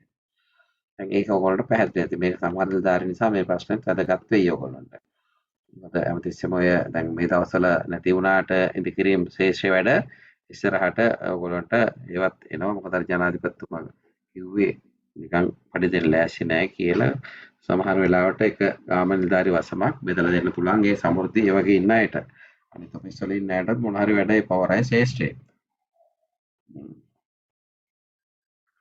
එහෙම වෙලාවක බොක්කක් පාලමක් මොකක් හරි හදන්න කිව්වොත් ඒ වගේ දෙයකදීත් ඔයාලට මේව වැදගත් වෙනවා ටීයෝ මහත්තුරු ඒවා කරා වුණාට. එතකොට මේ ප්‍රශ්නෙත් අර මං කිව්වා සමහර ප්‍රශ්න තියෙන රෝම ඉලක්කම් වලින් එක ප්‍රශ්නයක් බෙදිලා යන කොටස් කීපයකට කියලා. අපෙන් අහන මුළු පෙර ඇස්තමේන්තු යන කුමක්ද? දෙවෙනි ප්‍රශ්නට අහන්න පුළුවන් කිසියම් මූලධන කාර්යයක මුළු පෙර ඇස්තමේන්තු වාර්ෂික ඇස්තමේන්තු වල විශේෂ තීරයක පෙන්වුම් කළ යුතුයි. එසේ පෙන්වුම් කරන විස්තර මොනවාද? දැන් මට ඔයගොල්ලෝ මතක ඇති අර කලින් අපි මුළු පෙර ඇස්තමේන්තුව කියන දැන් ඔයිට උඩින් ප්‍රශ්නේ අපි කතා කරද්දී යටින් කියලා කිව්ව එක අන්තිම එකක වාර්ෂික ඇස්තමේන්තු වල විශේෂ තීරුවක මුළු පෙර ඇස්තමේන්තුව පිළිබඳව පැහැදිලි කළ යුතුයි කියලා. ඒකෙත් කරන එක වාක්‍යයක් විතරයි තිබුණේ. ඒතර පාර්ලිමේන්තුවට අවශ්‍යයි දැනගන්න මුළු පෙර ඇස්තමේන්තුවකට යන වියදම කොච්චරද කියලා. නැත්නම් අනුමත මුදල කොච්චරද කියන එක. එතකොට අපි කිව්වා ඒක විශේෂ තීරුවක් පෙන්නනවා. වර්ෂයට අවශ්‍ය මුදල වෙනම පෙන්නනවා. දැන් උදාහරණයක් වශයෙන් අපි කියමු ගොඩනැගිල්ලක් හදන්න යනවා. පාසල් ගොඩනැගිල්ලක් වෙන්න පුළුවන්. පාසල් ලේකම් කාර්යාලයක් කියමු. ඒකට යනවා මිලියන 200ක් යනවා. මේ මිලියන 200 වෙන් කරලා ඒ අවුරුද්ද තුල වෙන් කරාට වියදම් කරන්න බැරි වෙන්න පුළුවන්. එතකොට අපි වෙන්නන්නේ මොකද්ද? මිලියන 200 මුළු පිරු ඇස්තමේන්තු විශේෂ තීරුවක පෙන්වනවා පාර්ලිමේන්තුවේ ඉදිරිපත් කරන අයවැය ලේඛනයේ. ඒ වර්ෂයේ වියදම් කරන්න පුළුවන් වෙන අපිට මිලියන 100යි 200ක් වෙන් කරනවා මුළු පිරු ඇස්තමේන්තු විදිහට 100යි වියදම් කරන්න. ඒක පාර්ලිමේන්තුවේ වෙන් කළ දෙන මුදල් ප්‍රතිපාදනය 100යි. එතකොට ඒක විශේෂ තීරුවක අපි පෙන්නනවා මේ දෙකම. ඊට පස්සේ අපි කියමු දැන් දෙවෙනි අවුරුද්ද තුන්වෙනි අවුරුද්දේ කියලා මේ අපි ඊගාවට සල්ලි ඉල්ලන්නේ. මුළු පිර ඇස්තමේන්තු මිලියන 200යි. පෙර වර්ෂයේ වියදම් කළා මිලියන 100යි. මේ වර්ෂයේ වියදම් කරන්න මිලියන 50ක් ඉල්ලනවා. එතකොට ඊගාව තව අවුරුද්දක් යනකොට අපි කියනවා මුළු පිර ඇස්තමේන්තු මිලියන 200යි. කලින් වර්ෂවල වියදම් කරපු මුදල මිලියන 150යි. දැන් ඉල්ලනවා 50යි. එතකොට අන්න අපිට මේවා වාර්ෂික ඇස්තමේන්තු වල ඒ විදිහට තමයි පෙන්වන්න ඕන. එතකොට එහෙනම් අපෙන් ඊගා ප්‍රශ්නයක් විදිහට අහනවා කිසියම් මූලධන කාර්යයක මුළු පිර ඇස්තමේන්තු වාර්ෂික ඇස්තමේන්තු වල විශේෂ තීරයක පෙන්වුම් කළ යුතුය. එසේ පෙන්වුම් කරන විස්තර මොනවාද? දැන් අපි අහන්නේ විස්තර ඒ වගේ මොනවද? ඒකේ අත් පෙන්වන විස්තර. දැන් එකක් කිව්වා ඒක සකස් කරන සත්‍ය වේදම කොච්චරද කියන එක. දැන් උදාහරණයක් ගත්තොත් වැඩ නිම කිරීමට අපේක්ෂිත දිනය. දැන් මුල් පිර ඇස්තමේන්තුව කියන අපි තව අවුරුදු 2කින් තමයි මේක වැඩ අවසන් කරන්නේ. දිනය කියන්නේ. දෙවෙනි කාර්යය තමයි ඇස්තමේන්තු සකස් කරන වර්ෂයට පෙර වර්ෂයට අදාළ සත්‍ය වියදම. දැන් මම කිව්වේ දැන් මුළු පිර ඇස්තමේන්තුව තියෙනවා පෙර වර්ෂවල දරපු වියදම. ඊගාවට එම වර්ෂයේ වියදම් එනතන් ඊට පෙර වර්ෂ දෙකක් අපි දැන් උදාහරණයක් ගත්තොත් දැන් මේ වර්ෂයේ වෙන් කරන මුදල අපිට වියදම් කරන්න වෙන්නේ ඒ වර්ෂය තුල ඊගා අවුරුද්ද පෙන්වන්න වෙන්නේ. දැන් ගිය අවුරුද්දේ වියදම් කරපු මුදල අපිට පැහැදිලි. එතකොට අපි වෙන්නන ගිය අවුරුද්ද මෙච්චර වියදම් කරා. එහෙම නැත්නම් ගිය අවුරුදු කීපයක එකතුව මෙච්චරයි. ඒක තමයි දෙවෙනි එකෙන් කියන්නේ. ඒ වගේම පෙර වර්ෂයේ වියදම් කරා නම් යම් කිසි නිශ්චිත මුදලක් ඒක වෙනම පෙන්නනවා. ඒ වගේම ඇස්තමේන්තු සකස් කරන වර්ෂයේ ඇස්තමේන්තු. يعني අපි කියන්නේ අපේ වර්ෂයට නම් ඇස්තමේන්තු හදන්නේ අයකට කොච්චර මුදලක් වෙන් කරනවද කියලා. ඒතර අන්න ඒ ටික තමයි අපි පෙන්නන්නේ විශේෂ තීරුවක් විදියට. මේක පොඩ්ඩක් ඉතින් ඔයගොල්ලෝ පොඩ්ඩක් බැලුවාම මේ ප්‍රශ්නෙත් එක්ක ඕන තේරුම් ගන්න පුළුවන් අර මම කියපු කාරණෙත් එක්ක. වැඩිම කිරීමට අපේක්ෂිත දිනය ඇස්තමේන්තු සකස් කරන වර්ෂයට පෙර වර්ෂවල සමුචිත වියදම සත්‍ය වියදම ඇස්තමේන්තු සකස් කරන වර්ෂයට පෙර වර්ෂයේ සත්‍ය වියදම ඇස්තමේන්තු සකස් කරන වර්ෂයේ ඇස්තමේන්තු කීයද කියන්නේ.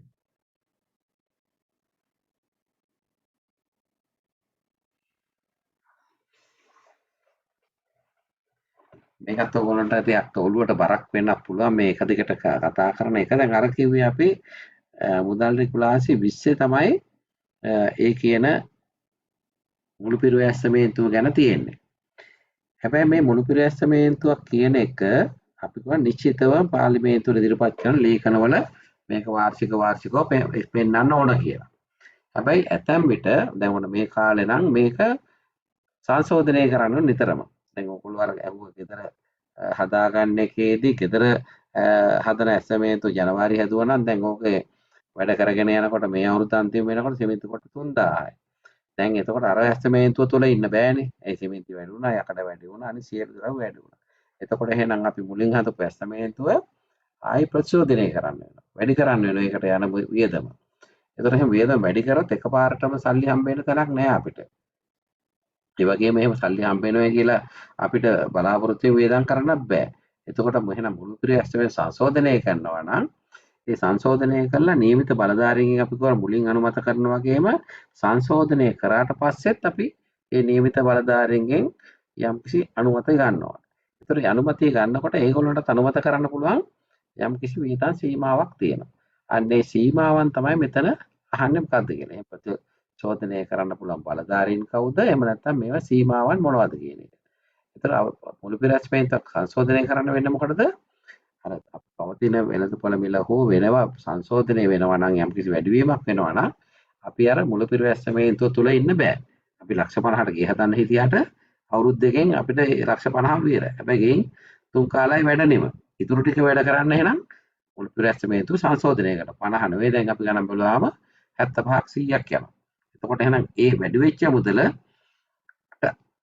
සාපේක්ෂව අපි අනුමැතියත් ගන්න ඕන ඒ වැඩි වෙච්ච එකට. ඒ අනුමැතිය දෙන්න රජේ නම් නියමිත බලධාරීන් කීප දෙනෙක් ඉන්නවා. දැන් රජයේ මුදල් සම්බන්ධයෙන් තීන්දුව ගන්න පුළුවන් බලධාරී ආයතන කීපයක් තියෙනවා. පල්ලෙහාම් මට්ටමේ ඉන්නවා දෙපාර්තමේන්තු ප්‍රධානී. ඊගාවට අමාත්‍යාංශය. ඊගාවට ඉන්නවා අමාත්‍යාංශ ලේකම්. ඊගාවට ඉන්නවා භාණ්ඩාගාර ලේකම් නැත්නම් භාණ්ඩාගාරය. ඊගාවට ඉන්නවා අමාත්‍ය මණ්ඩලය.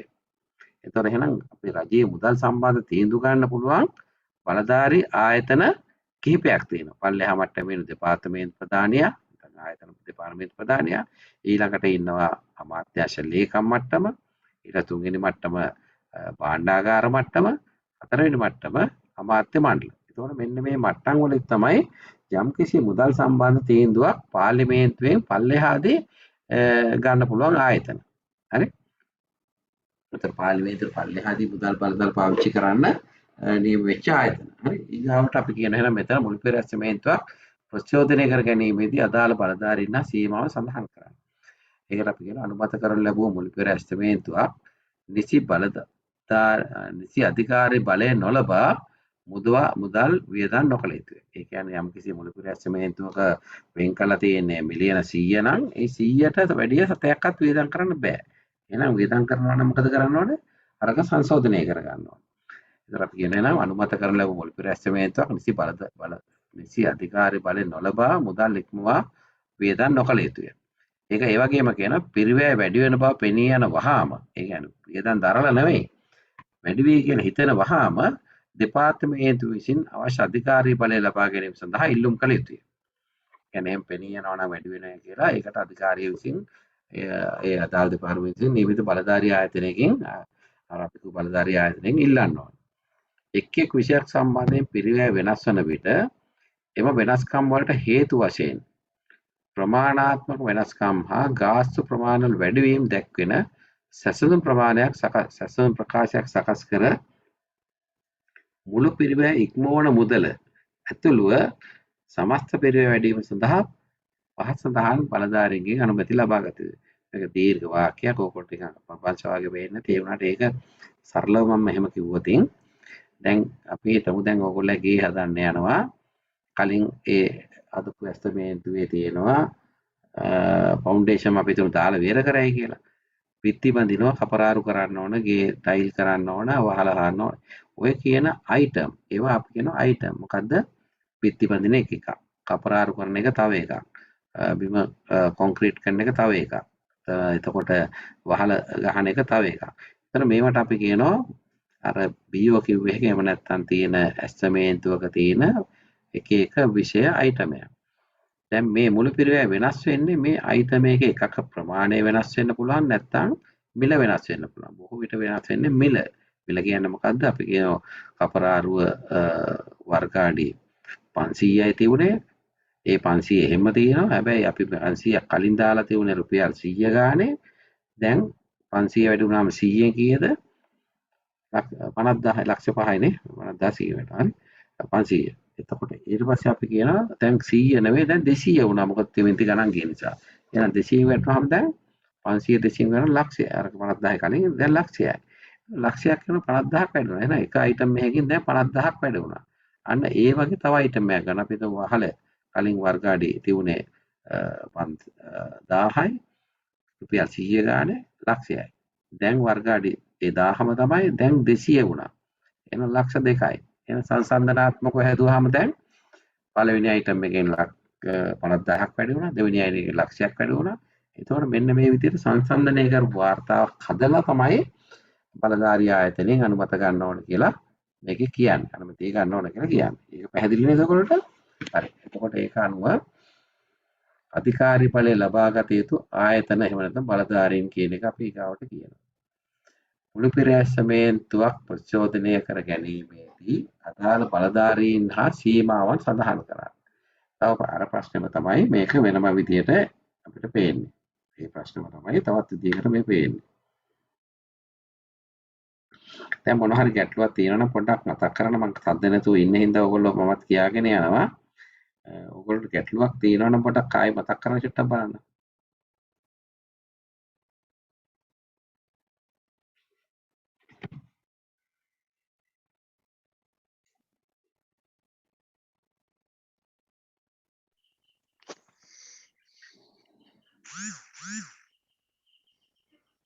මේ මූලධන වේදමක් කියන්නේ මොකක්ද කියලා අහලා තියෙන මම ඒක පස්සේ පැහැදිලි කරන්නම්. දැන් මෙතනදී අපිට අර මේකට යන හින්දා හරි. එතකොට දැන් අපිට මේ මුළු පිරිවැස්තමේන්තුවක් කියන එක සහ මුළු පිරිවැස්තමේන්තුවක් පාර්ලිමේන්තුවට වත් කරන අයවැය ලේඛනයේ ඉදිරිපත් කරන ක්‍රියාවලිය එහෙම නැත්නම් ඒ මොනවද තොරතුරු කියන එක සහ ඊට පස්සේ අපි කොහොම මුදල් රෙගුලාසි 20න් ඒ ටික අවසන් ඊට පස්සේ මුලපිරු ඇස්තමේන්තුව ප්‍රතිශෝධනය කිරීමේදී තියෙන මුදල් රෙගුලාසි 72. ඒතර 72 කියන එකට යනකොට තමයි මේක අපිට අහුවෙන්නේ. නමුත් මම මේ 72 කියන එකත් මෙතෙන්ටම ගත්තා. මොකද එක අවස්ථාවකදී අපි මුලපිරු ඇස්තමේන්තුව කියන සමස්ත පාඩමම අවසන් කරලා දාන්න පුළුවන් කින්දා. මේ හැබැයි මේවත් අපේ ගොඩක් වෙලාවට විභාග වලට එන ප්‍රශ්න තමයි මේ අහපුවා තමයි තියෙන්නේ. ඒක නිසා මේක ගැන මොනවා හරි ඔයගොල්ලන්ට දැනගන්න තියෙනවා නම් තව මම කියපු එකට අමතරව පොඩ්ඩක් කතා කරොත් හොඳයි කවුරු හරි කෙනෙක් තේරෙන්නේ නැත්තම්. සමහරවිට මේක ටිකක් අපහැදිලිත් ඇති මට හිතන විදිහට ඔයගොල්ලෝ කතා නොකරන හින්දා මට පේනවා. ඒකවල මේක එච්චර අමාරු ගන්න දෙයක් නෙවෙයි. අර මම කිව්ව තමන්ගේ පැත්තෙන් හිතුවනම් ගොඩක් වෙලාවට මේක පැහැදිලි වෙයි. එහෙනම් මේ කියන්න දැන් ඔයගොල්ලෝ මට කතා කරන්න නැති නිසා මුලපිරු ඇස්තමේන්තුව ප්‍රතිශෝධනය කර ගැනීමේදී අදාළ බලධාරීන් හා සීමාවන් සඳහන් කරන්න. දැන් මම කිව්වත් අපේ ඉන්නේ මුදල් රෙගුලාසි වල හෝ මූල්‍ය සම්බන්ධයෙන් කටයුතු කරන බලධාරී ආයතන ස්ටෙප් 4ක් තියෙනවා. පළවෙනි ස්ටෙප් එක තමයි දෙපාර්තමේන්තු ප්‍රධානියා. ඊගාව ස්ටෙප් එක තමයි අමාත්‍යාංශ ලේකම් මට්ටම. තුන්වෙනි ස්ටෙප් එක භාණ්ඩාගාර ලේකම් නැත්නම් භාණ්ඩාගාර මට්ටම. ඊගාවට තියෙනවා අමාත්‍ය මණ්ඩලය කියලා. එතකොට අමාත්‍ය මණ්ඩලය දක්වා යනකොට ස්ටෙප් 4ක් පහු කරගෙන ගිහිල්ලා තියෙනවා. එතකොට පළවෙනි ස්ටෙප් එකේදී අපිට පුළුවන් මුල්පිරිය ඇස්තමේන්තුව ප්‍රතිශෝධනය කළා අනුමත කරගන්නවා නම් අර අපි කියපු ලියවිලිත් එක්ක ඉදිරිපත් කරාම රුපියල් 25000 හෝ මුල්පිරිය ඇස්තමේන්තුවෙන් 10% යන දෙකෙන් අඩු ප්‍රමාණයක වැඩිවීමක් සඳහා දෙපාර්තමේන්තු ප්‍රධානියාගේ අනුමැතිය. ඒ කියන්නේ මුල්පිරිය ඇස්තමේන්තුව අපි කියමු 250000යි කියලා. 250000ක් නම් ඒකෙන් 10% කියන්නේ 25000ක්. ඒතර 25000ක් දක්වා හෝ එනකන් 10% කියන අපි කිව්වද 250000කින් 10% කියන්නේ 25000යි. ඒතර මේ දෙකෙන් අඩු එක 1000. එතන අපි දැන් කිව්වා 250000 10%ක් කිව්වොත් 25000යි. එහෙම නැත්නම් 10% ගණන් බැලුවාම එන්නේ 25000ට අඩු නම් ඒ දෙකෙන් අඩු එක. හරි? තේරෙනවද කියපු දැන් 3 ලක්ෂ 3ක් ආවයි කියමු. මුල්පිරිය ඇස්තමේන්තුව ලක්ෂ 3යි. ඒකෙන් 10%ක් කියන්නේ එතකොට 30000ක්. එහෙම වුණොත් දෙපාර්තමේන්තු ප්‍රධානියට බෑ. ඇයි? 10% හෝ මුල්පිරිය ඇස්තමේන්තුවෙන් යන මුදල 25000ට අඩු කියන එක දක්වා තියෙන ප්‍රතිශෝධනය පුළුවන් දෙපාර්තමේන්තු ප්‍රධානියට. නැත්නම් අවම වශයෙන් අපි කියන්නේ 25000ක් දක්වා පුළුවන් දෙපාර්තමේන්තු ප්‍රධානියට. හරි? ඊට වැඩි වෙනවා නම් මුල්පිරිය ඇස්තමේන්තුවේ ප්‍රතිශෝධන වටිනාකම ඒ කියන්නේ 50 ලක්ෂ 5 හෝ ඇස්තමේන්තු මුදලින් 120ක් දක්වා යන දෙකෙන් අඩු ප්‍රමාණය. ඒ කියන්නේ ඇස්තමේන්තුවේ මුදලින් 120ක් හෝ රුපියල් ලක්ෂ 5ක් යන දෙකෙන් අඩු වටිනාකම එනවා නම් ඒ ප්‍රතිශෝධනය අන්න ඒ වගේ වෙලාවකදී අමාත්‍යාංශ ලේකම්ට පුළුවන්. ඒ කියන්නේ අවම වශයෙන් රුපියල් ලක්ෂ 5ක් දක්වා තියෙන ඇස්තමේන්තුව ප්‍රතිශෝධනය කරන්න පුළුවන් අමාත්‍යාංශ ලේකම්ට. ඊට පස්සේ ලක්ෂ 25 එහෙම නැත්නම් ලක්ෂ 25ක් කියන මිලියන් 2.5ක් හෝ 125ක් යන දෙකෙන් වැඩිවීමක් අඩු ප්‍රමාණය සඳහා ඒකට භාණ්ඩාකාර ලේකම්ගේ අනුමැතිය. ඒ කියන්නේ ලක්ෂ 25ක් හෝ 125ක් යන දෙකෙන් අඩු ප්‍රමාණය පුළුවන් භාණ්ඩාකාර ලේකම්ට.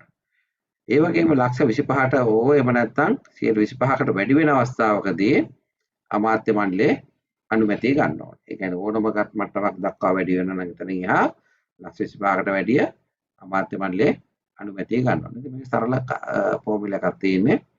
මේක වැදගත් වෙනවා 25000 50 25000 ලක්ෂ 5 ලක්ෂ 25 25ට වැඩි.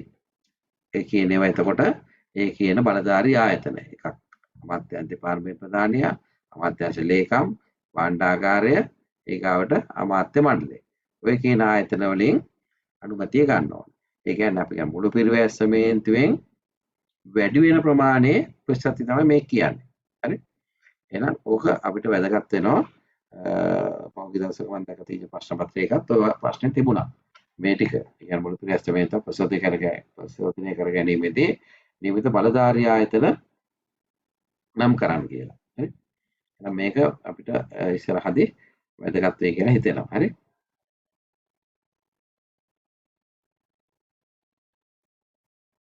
මොන හරි ගැටලුවක් තියෙනවා දැන් ඒතර අපි ප්‍රශ්න හතරක් කතා කරා මුළු ප්‍රශ්නමේතු ගැන කියන එකේදී මේක ඔයගොල්ලෝ සාමාන්‍ය ජීවිතේට වැදගත් වෙන ප්‍රශ්නයක්. හරිද? මොකක් හරි ගැටලුවක් තියෙනවද ඔයගොල්ලන්ට? තේරුම් නැතුවද කියලා මට සැකයි. මම කතා කරන ඒවා තේරුම් නැතුවද කියන එක. ගැටලුවක් නෑ සර් පැහැදිලි වුණා. හරි. කියන්න කවන්න. ඊට පස්සේ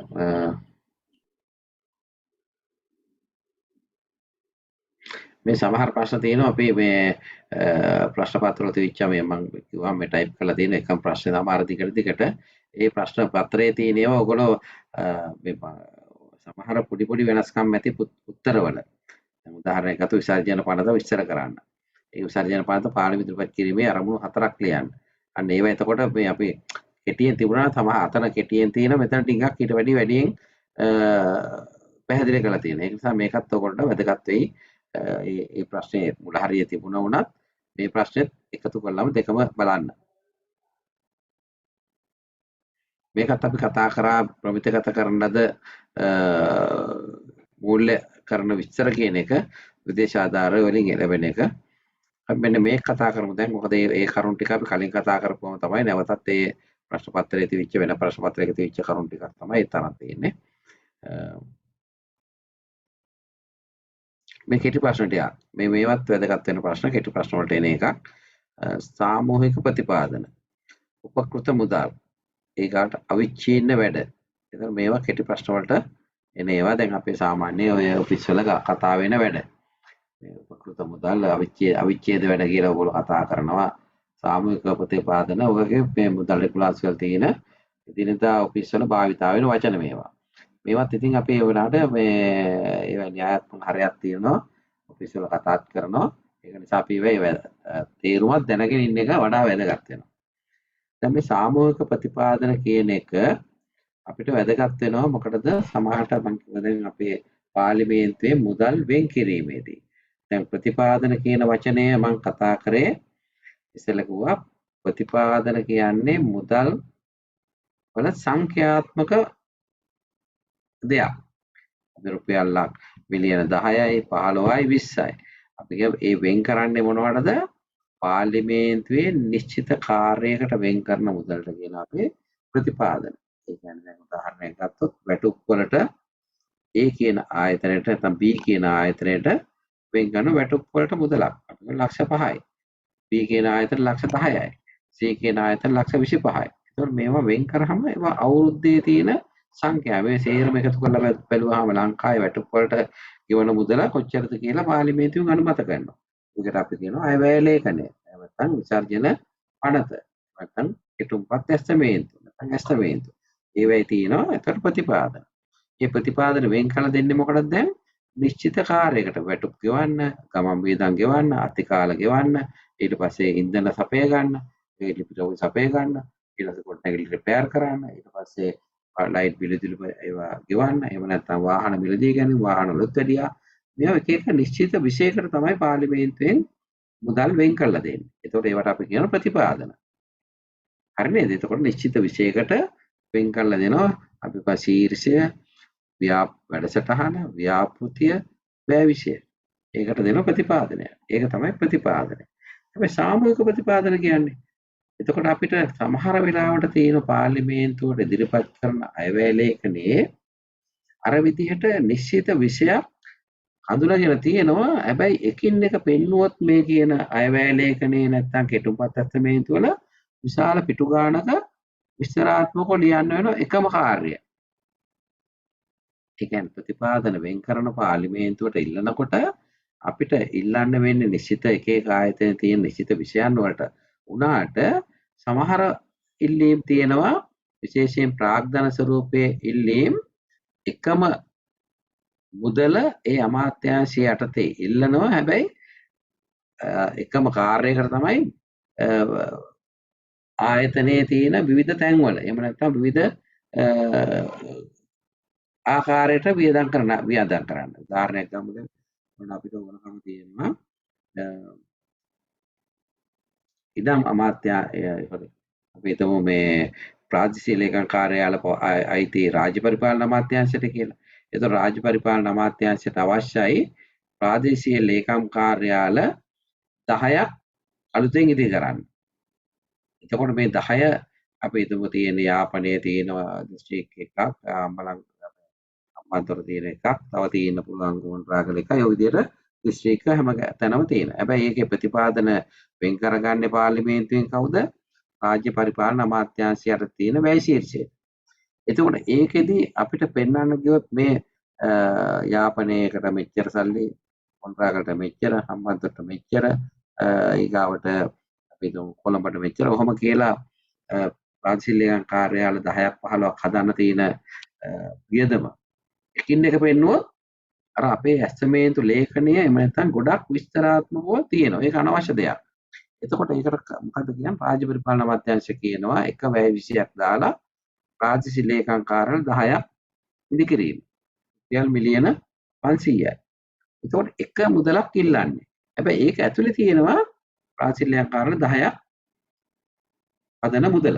එතකොට අපි කියන එක සාමූහිකව ඉල්ලන ප්‍රතිපාදනයක්. එක මුදලක් විතරක් නෙවෙයි සාමූහිකව ඉල්ලන මෙන්න මේ කාර්යයට යන්නේ. අර කලින් අපි ඉල්ලුවේ කොහොමද? එක එක වැය විෂයට අපි පාර්ලිමේන්තුවල කිව්වා මෙච්චර ගමන් වියදම් මෙච්චර පඩිවල. ඒවට අපි කියන ප්‍රතිපාදන. දැන් සාමූහික ප්‍රතිපාදනයක් කියන්නේ අර කාර්ය ඔක්කොම එකතු කරලා එකක් විදිහට ප්‍රතිපාදන ඉල්ලනවා. එහෙම ඉල්ලන්නේ මොකටද?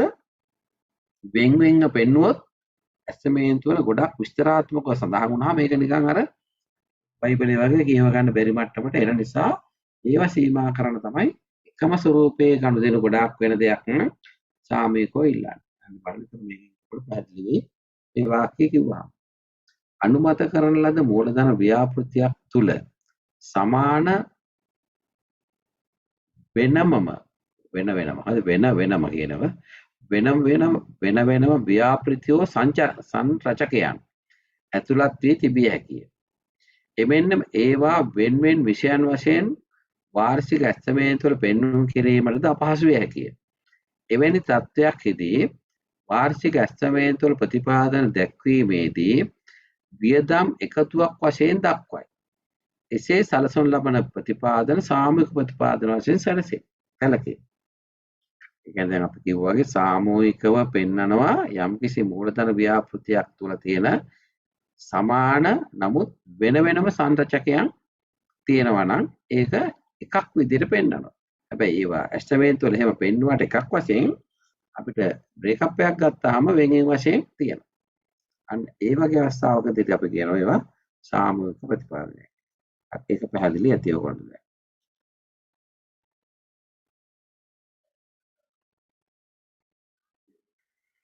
මේකත් උපකෘත පාසල් කියලා ඔයගොල්ලෝ ඇහලා ඇති. උපකෘත පාසල් කියන්නේ රජයෙන් කෙලින්ම පවත්වන්න යන්නේ. ඒවට යම් සහන විතරක් දෙන කුරුපටි ගෙවන්න පුළුවන්.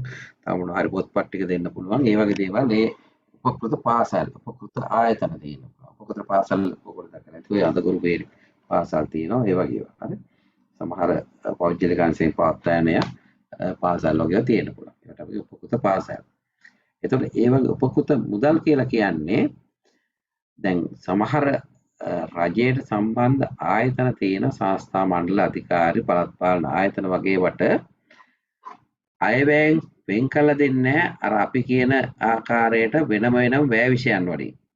දැන් සංස්ථාවක් ගත්තොත් කන්ත්‍රි සංස්ථාවට එහෙම අපි හිතමු පාඩු ලබන ආයතන වලට ඒවට අපි වෙනම මුදල් වෙන් කරලා දෙන්නේ නැහැ. පඩි වලට මෙච්චරයි ගම බිවල. ඒගොල්ලෝ යැපෙන්න ඕන ස්වයංව. හැබැයි ඒගොල්ලෝ පාඩුවක් ලබනවා නම් එහෙම නැත්නම් රජය වෙනුවෙන් සහන ආධාර දෙනවා නම් භූමිතල සහන ආධාරයක් දෙනවා මොනවා සහන ආධාරයක් දෙනවා අන්න ඒ වගේ එකට රජයෙන් භාණ්ඩාගාරයෙන් වාර්ෂික ඇස්තමේන්තු වලින් වෙන් කරලා දෙන මුදලක්. ඒක එච්චර අපි මිලියන 10ක් වෙන් කරලා දුන්නා. ඒක එච්චරයි. ඒතකොට ඒකට අපි කියනවා උපකෘත මුදල් කියලා. ඒ කියන්නේ යම් කිසි රාජ්‍ය සතු රජයේ නොවන රාජ්‍ය සතු රජයේ නොවන සංස්ථා ව්‍යාපිත රජය නොවන කියන මොකද ඍජුවම රජයෙන් පාලනය වෙන්නේ නැහැ. දැන් උදාහරණයක් ගත්තොත් අපේ ඉන්න රාජ්‍ය ආයතන සියල්ල රජයෙන් පාලනය අපිට පඩි ගෙවනවා. ඒ වගේ ගාම විතර වැය විෂයන් වලින් පාර්ලිමේන්තුවෙම සල්ලි වෙනවා නිශ්චිත කාර්යයන් වලට ප්‍රතිපාදන වෙන් කරනවා. හැබැයි මෙතනදී හැමපෙද නිශ්චිත කාර්යයන් වලට ප්‍රතිපාදන වෙන් කරන්නේ නැහැ. එක මුදලක් විදිහට යම්කිසි ආයතනයකට දබා දෙනවා. ඒවට අපි කියනවා උපකෘත මුදල් කියලා. හරි මේක බැලුවම පේනවා. පළාත් පාලන ආයතන සංස්ථා මණ්ඩල රාජ්‍ය සහභාගීත්වය ඇති වෙනත් ආයතන සහ පෞද්ගලික මණ්ඩල ආදියට ආධාර හෝ සහනාධාර ස්වරූපයෙන් පාර්ලිමේන්තුව විසින් යම් කටයුතු සඳහා මුදල් ප්‍රතිපාදනය කරනු ලැබේ. වාර්ෂික ඇස්තමේන්තු ලේඛනයේ දැක්වෙන උපකෘත මුදල් සඳහා ප්‍රතිපාදිත මුදල් පාර්ලිමේන්තුවේ අවසරයක් නොමැතිව වෙනස් කිරීමට බලයක් නොලැබේ. එතකොට මේ උපකෘත මුදල් වෙන් කරලා දුන්නාම ආයි අපිට අඩු වැඩි කරන්න බෑ. මේ මුදල දෙන එක තමයි කරන්නේ. හරි. ඔයත් කලින් ආපු ප්‍රශ්න නිසා මේ අවිච්ඡින්න වැඩ නෙවෙයි මේකට කියනවා තව වචනයක් අවිච්ඡේද වැඩ. එහෙම නැත්නම් continuation works කියලා කියනවා. දැන් මේ දවස්වල තෝකොළගේ ආයතන කතා වෙනවා. සල්ලි දැන් නවත්තලා තිනවා. අවිච්ඡේද වැඩවත් කරන්න එපා කියලා තියෙනවා. නව වැඩ කරන්නත් එපා කියලා තියෙනවා. රාජ්‍ය පරිපාලන මුදල් අමාත්‍යාංශ චක්‍රලේඛන 3/2022. ඒක බලවත් චක්‍රලේඛනයක්. කවුරු පිළිපදින්න ඕන කිසිම ආකාරයක රජයේ සතු මුදල් වේදවලා නව වැඩ ඉදිකිරීම හෝ මෙලදී ගැනීම හෝ වෙනත් උත්සව ආදී කිසිම දෙයකට රජයේ මුදල් වියදම් කරන්න එපා කියලා තියෙනවා. ඒ වගේම රාජ්‍ය වියදම් කළමනාකරණය කරගන්න කියලා තියෙනවා. ඒකෙන් අදහස් කරන්නේ දැන් උදාහරණයක් ගත්තොත් ඒ චක්‍රලේඛනික ණය දෙන්නත් එපා කියලා මානලික නිලධාරීන්ට. ඒ වගේම දැන් කියනවා ගොඩක් අය ආයතන ගත්ත පඩියක් විදිහට අතිකාල නිවාඩු දෙන වැටුම්. ඒව නතර කරලා තියෙනවා. එතකොට දැනට අවිච්ඡේද වැඩක් වුණත් ඒව කල් තබන්න පුළුවන් නම් කරන්න කියලා. මේ කල් තබන්න පුළුවන් නම් කල් තියන්න කියලා. ඒ කියන්නේ 50ක් 60ක් වැඩ කරපු නැගිලි වෙන්න පුළුවන් ආයතනයක මොන හරි වෙනත් අපේමක් වෙන්න පුළුවන්. ඒවා කල් දාන්න කියන එක. නව වැඩ නම් කොහොමද පවත්වා ගන්න එපා කියලා. ඒතර මේ ආකාරයට බැලුවාම අවිච්ඡේද වැඩ කියන එක ඔයගොල්ලෝගේ ආයතනවල කතා වෙන වැඩක්. ඒතර අවිච්ඡේද වැඩක් කියන්නේ මොකද්ද? අවිච්ඡේද වැඩ යනුවෙන් අදහස් කරන්නේ භාණ්ඩාගාර විසින් මුළු පෙර ඇස්තමේන්තුව අනුමත කරන ලද වියදම් වර්ෂ කිහිපයක් තිස්සේ දැරීම සිදුවන වියදම්. කිසියම් වර්ෂයක ඇස්තමේන්තුවල ප්‍රතිපාදන සලසා ගැනීම සඳහා භාණ්ඩාගාරයෙන් නියම කරන දින ප්‍රථම අනුමැතිය ලබා ගන්න. අවිච්ඡේද වැඩක් කියන්නේ වර්ෂයක අපගේ මුළු පෙර ඇස්තමේන්තුවක් අපි සකස් කරනවා. ඒක වර්ෂ කිහිපයක පෙන්නනෝ අයවැය ලේඛනයේ. එතකොට ඒවා වර්ෂ කිහිපයක දිගට යනකොට ඒවා කියන්නේ අපි අවිච්ඡේද වැඩ. දැන් ගොඩනැගිල්ලක් නම් මුළු පෙර ඇස්තමේන්තුව ලක්ෂ 500යි. පළවෙනි අවුරුද්දේ 100යි, දෙවෙනි අවුරුද්දේ අවිච්ඡේද විදිහට තව 100ක් වෙන් කරනවා, තුන්වෙනි අවුරුද්දේ තව 100ක් වෙන් කරනවා අවිච්ඡේද විදිහට. කොහොම දීර්ඝකට ගිහිල්ලා අවිච්ඡේද වැඩේ අවසන් වෙන්නේ 100%ම වැඩ අවසන් වුණාම.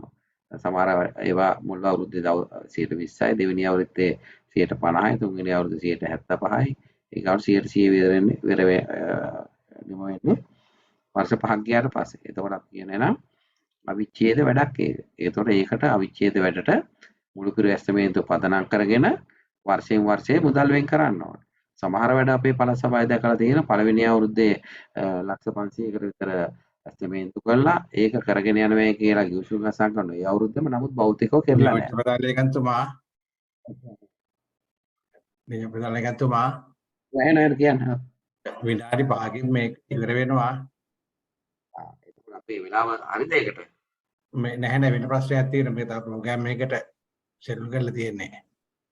එහෙනම් අවසන් කරන්න ඕනේ. 9ට මේක ඉවර වෙන්නේ හරියටම 9ට ඉවර කරන්න. හරි thank you. හරි එතකොට අවිච්ඡේද වැඩ කියන්නේ දැන් අපිට එහෙනම් නොකඩවා යන ව්‍යාපෘතියක එක් වර්ෂයේ සල්ලි වෙන් කරනකොට අන්න ඒවට අපි කියන අවිච්ඡේද වැඩ කියලා. හරි. එහෙනම් ඒකත් ඔක මේක තියෙනවා. ඒ ගැන ඔයගොල්ලෝ අවධානය යොමු කරන්න.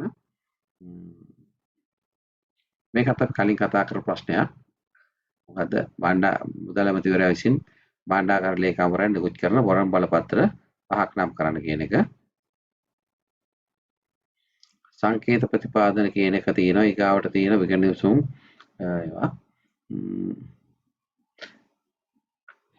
මේ ටිකත් අපිට දැන් හවද එමුණුත් පොඩ්ඩක් කතා කරන්න බැරි වෙනවා. ඕගොල්ලෝ දැන් විනාඩි 5ක් තියෙනවා කිව්ව නිසා ඔයගොල්ලෝ chat box එකේ නම් මොකක්වත් එහෙම වෙනම විශේෂ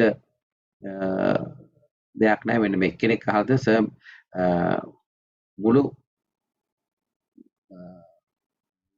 මූලධන වියදම් කියන්නේ මොනවද කියන එක. දැන් මූලධන වියදම් කියන්නේ කියන එක අපි කියමු ප්‍රාග්ධන නැත්නම් කැපිටල් වර්ක්ස් කියලා. ඒ කියන්නේ මූලධන වියදම් කියන්නේ අපි දැන් රීකරන්ට් එහෙම නැත්නම් අපි කියන පුනරාවර්තන වියදම් කියන්නේ එදිනෙදා පවතින කරන වියදම්. රීකරන්ට් වර්ක් කියන්නේ. ඒ කියන්නේ රීකරන්ට් වලින් තමයි අපි පඩි ගන්නෙ. එහෙම නැත්නම් අපි හිතන ගමන් වියදම් අතිකාල ඕවට අපි කියන්නේ රීකරන්ට්. එහෙම නැත්නම් පුනරාවර්තන වියදම්. නැවත නැවත අපි වියදම් කරන පවතින. අපි කන බොන වගේම. හැබැයි අපි මූලධන වියදම් කියන්නේ ඒ වර්ෂයකින් එහාට ගිය තව වර්ෂ කිහිපයක් අපි ප්‍රතිලාභ ලැබෙන ආකාරයේ දරන වියදමකට අපි කියන මූලධන වියදමක්. උදාහරණයක් ගත්තොත් අපි ගොඩනැගිල්ලක් හදන එකක්, වාහනයක් මිලදී ගන්න එකක්, යන්ත්‍රයක් මිලදී ගන්න එකක්, අපි කාර්යාල උපකරණයක් මිලදී ගන්න ඒ මූලධන වියදමක්. ඒවා එතකොට අපි අයවැය වෙන් කරන්නේ මූලධන වියදම් ඊගා රීකරන්න. එහෙම නැත්නම් පුනරාවර්තන වියදම්. එතකොට අපේ රජයේ වියදම් කරන වියදම් වර්ග දෙකකට වැටෙනවා. අපේ කාර්යාලයේ. එකක් මූලධන වියදම්, ඒවා කලක් පවතින දරන වියදම්. ඊගාවට අපි වියදම් කරන්නේ එදිනෙදා පවතින වියදම්. ඒවට අපි කියනවා රීකරන්ට්. එහෙම නැත්නම් පුනරාවර්තන වියදම්. ඒතකොට ගෙදරක උදාහරණයක් ගත්තොත් අපි පඩි ගත්තාම අපි ගෙදර දොරේ ගෑම්බීම් වලට නිවාස කුඩි වෙන්න පුළුවන්, ලයිට් බිල් වෙන්න පුළුවන්. ඒ වගේ ඒවා අපි පවතින වියදම්. ඒවට අපි කියන රීකරන්ට්. එහෙම නැත්නම් පුනරාවර්තන වියදම්. දැන් අපි ණයක් අරගෙන අපි වියදම් කරන ගෙට ගේ අලුත් වැඩිය මේ කෑල්ලක් එකතු කරනවා. එහෙම නැත්නම් අලුතෙන් ගයක් හදනවා. එහෙම නැත්නම් වාහනයක් මොටරසයිකලයක් මිලදී ගන්නවා. ඒවා අපි කියනවා ටීවී එකක් ගන්න. ඒවා මූලධන වියදම්. හරිද? පැහැදිලි ඒක. එහෙනම් අපි දැන් අද දවසේ විනාඩි 5 ඇතුළත ඔයගොල්ලන්ට තම කිසි ගැටලුවක් තියෙනවා නම් මොනවා හරි අපිට කතා කරගන්න දෙයක් තියෙනවා නම් අපිට පුළුවන් විනාඩි 2-3ක් ඇතුළත පැහැදිලි කරගන්න. ඒක පොඩ්ඩක් නැවතත් මම ඉල්ලනවා ඔයගොල්ලෝ කතා කරනවා නම් මට හොඳයි. මොකද ඒක ඔයගොල්ලොත් එක්ක බොහොම සමීපව මේ වැඩේ කරගෙන යන්න ලේසියි එතකොට. කාට හරි ගැටලුවක් තියෙනවා තේරුම් නැත්නම් ඒකත් කියන්න. මොකද මම ඊගා දවසේ මගේ මේක හදා ගන්නකොට මට ඒක පහසුවක් වෙනවා. මම තියනවාද ගැටලුවක් කාට හරි? සර් මේ එක්සෑම් එක කවද විතර තියේවිද? විභාගේ නම් අපිට දැන් මේ මාසේ කොහොමද පවත්වන්නේ නැහැ. මේ මාසේ කොහොමද නැහැනේ. ලබන මාසේ පවත්වන්නේ නැහැ කියන එක මට හිතෙනවා මේ පවත්වන එක නැහැ ලබන මාසේ. ඊගා මාසේ මුල හරි ඒ ආසන්නයේ පවත්වයි කියලා හිතෙනවා. දැනට පේපර් හදලා වගේ තියෙන්නේ. තාම තව සති දෙකක් විතර යනකොට අපිට දැනගන්න පුළුවන් ලබන මාසයේ ඇතුළත පවත්වනවාද කියන එක. ලබන මාසයේ සමහරට අවසානයේ හෝ ඊගා මාසේ මුල පවත්වයි අනිවාර්යයෙන්. ඉඳ ගැටලුවක් වෙන කන්නේ කාල වෙලා තියෙන අපිට ඒක කරන්න පුළුවන්. එහෙනම් සියලු දෙනාට ඔයගොල්ලෝ අපිට සම්බන්ධ වීම ගැනත් අය වගේම මේ විශාල පිරිසක් ඉන්නවා 7000ක් විතර ඉන්න මේ භාග ලියන අය. ඉතින් ගොඩක් අය ඒකට සූදානමක් වුණොත් හොඳයි. හුඟක් අය මොකද සමහර අය මේක අතහැරලා දාලාත් ඉන්නවා මේ පාස් වෙනවා යාර එහෙමයි කියලා. නමුත් 7000ක් වගේ ඉන්නකොට ඔකින් පේලන ප්‍රතිශතය 40-50ක් වෙන්න පුළුවන්. ඒක තමයි තවරක් ආයි අවුරුද්දක් ලියනකොට ඒකත් ගැටලුවක් වෙනවා. ඔයාලා දන්න අයට කියන්න අපේ පන්ති වලට සහභාගී වෙන්න පුළුවන් නම් වඩා හොඳයි. ඒකෙන් දැනුමක් ලබා ගන්නත් පුළුවන් නිසා. තාම ඒ ෂෙඩියුල් හදාගෙනත් යන විශාල පිරිසක් ඉන්නවා. හොඳයි පළසභාවෙම ඉන්නවා. දැන් පෞද්ගලික දවසක් ගත්ත 4000ක් විතර. 4500ක් ඉන්නවා. පඩි ගෙවන අය. මිලියන 280ක් ගෙවන මාසෙකට ඒ අයට විතර. අලුතෙන් ගත්ත ටික ස්ථිර කරපු අය. ඒ ඊට පරණ අයත් ගොඩක් ඉන්නවා. ඒ නිසා මේ මේකත් වැදගත් වෙනවා. ඉතින් ඉස්සරහදී එහෙනම් සියලු දෙනාට අසා සිටියාට ස්තුතියි. අපි නැවත වරක් දවසක් හම්බ වෙනවා. ඒ නිසා ඔයාලගේ මොන හරි ගැටලුවක් තියෙනවා දැනගන්න පුළුවන්. වෙන මොන හරි ගැටලුවක් නැත්නම් අපි අනිවාර්යෙන් අද දවසේ නතර කරන්න මොකද මේ ලින්ක් එක දීලා තියෙන්නේ පැය දෙකකට නිසා. සියලු දෙනාට සුබ සන්ධ්‍යාවක්. Thank you sir.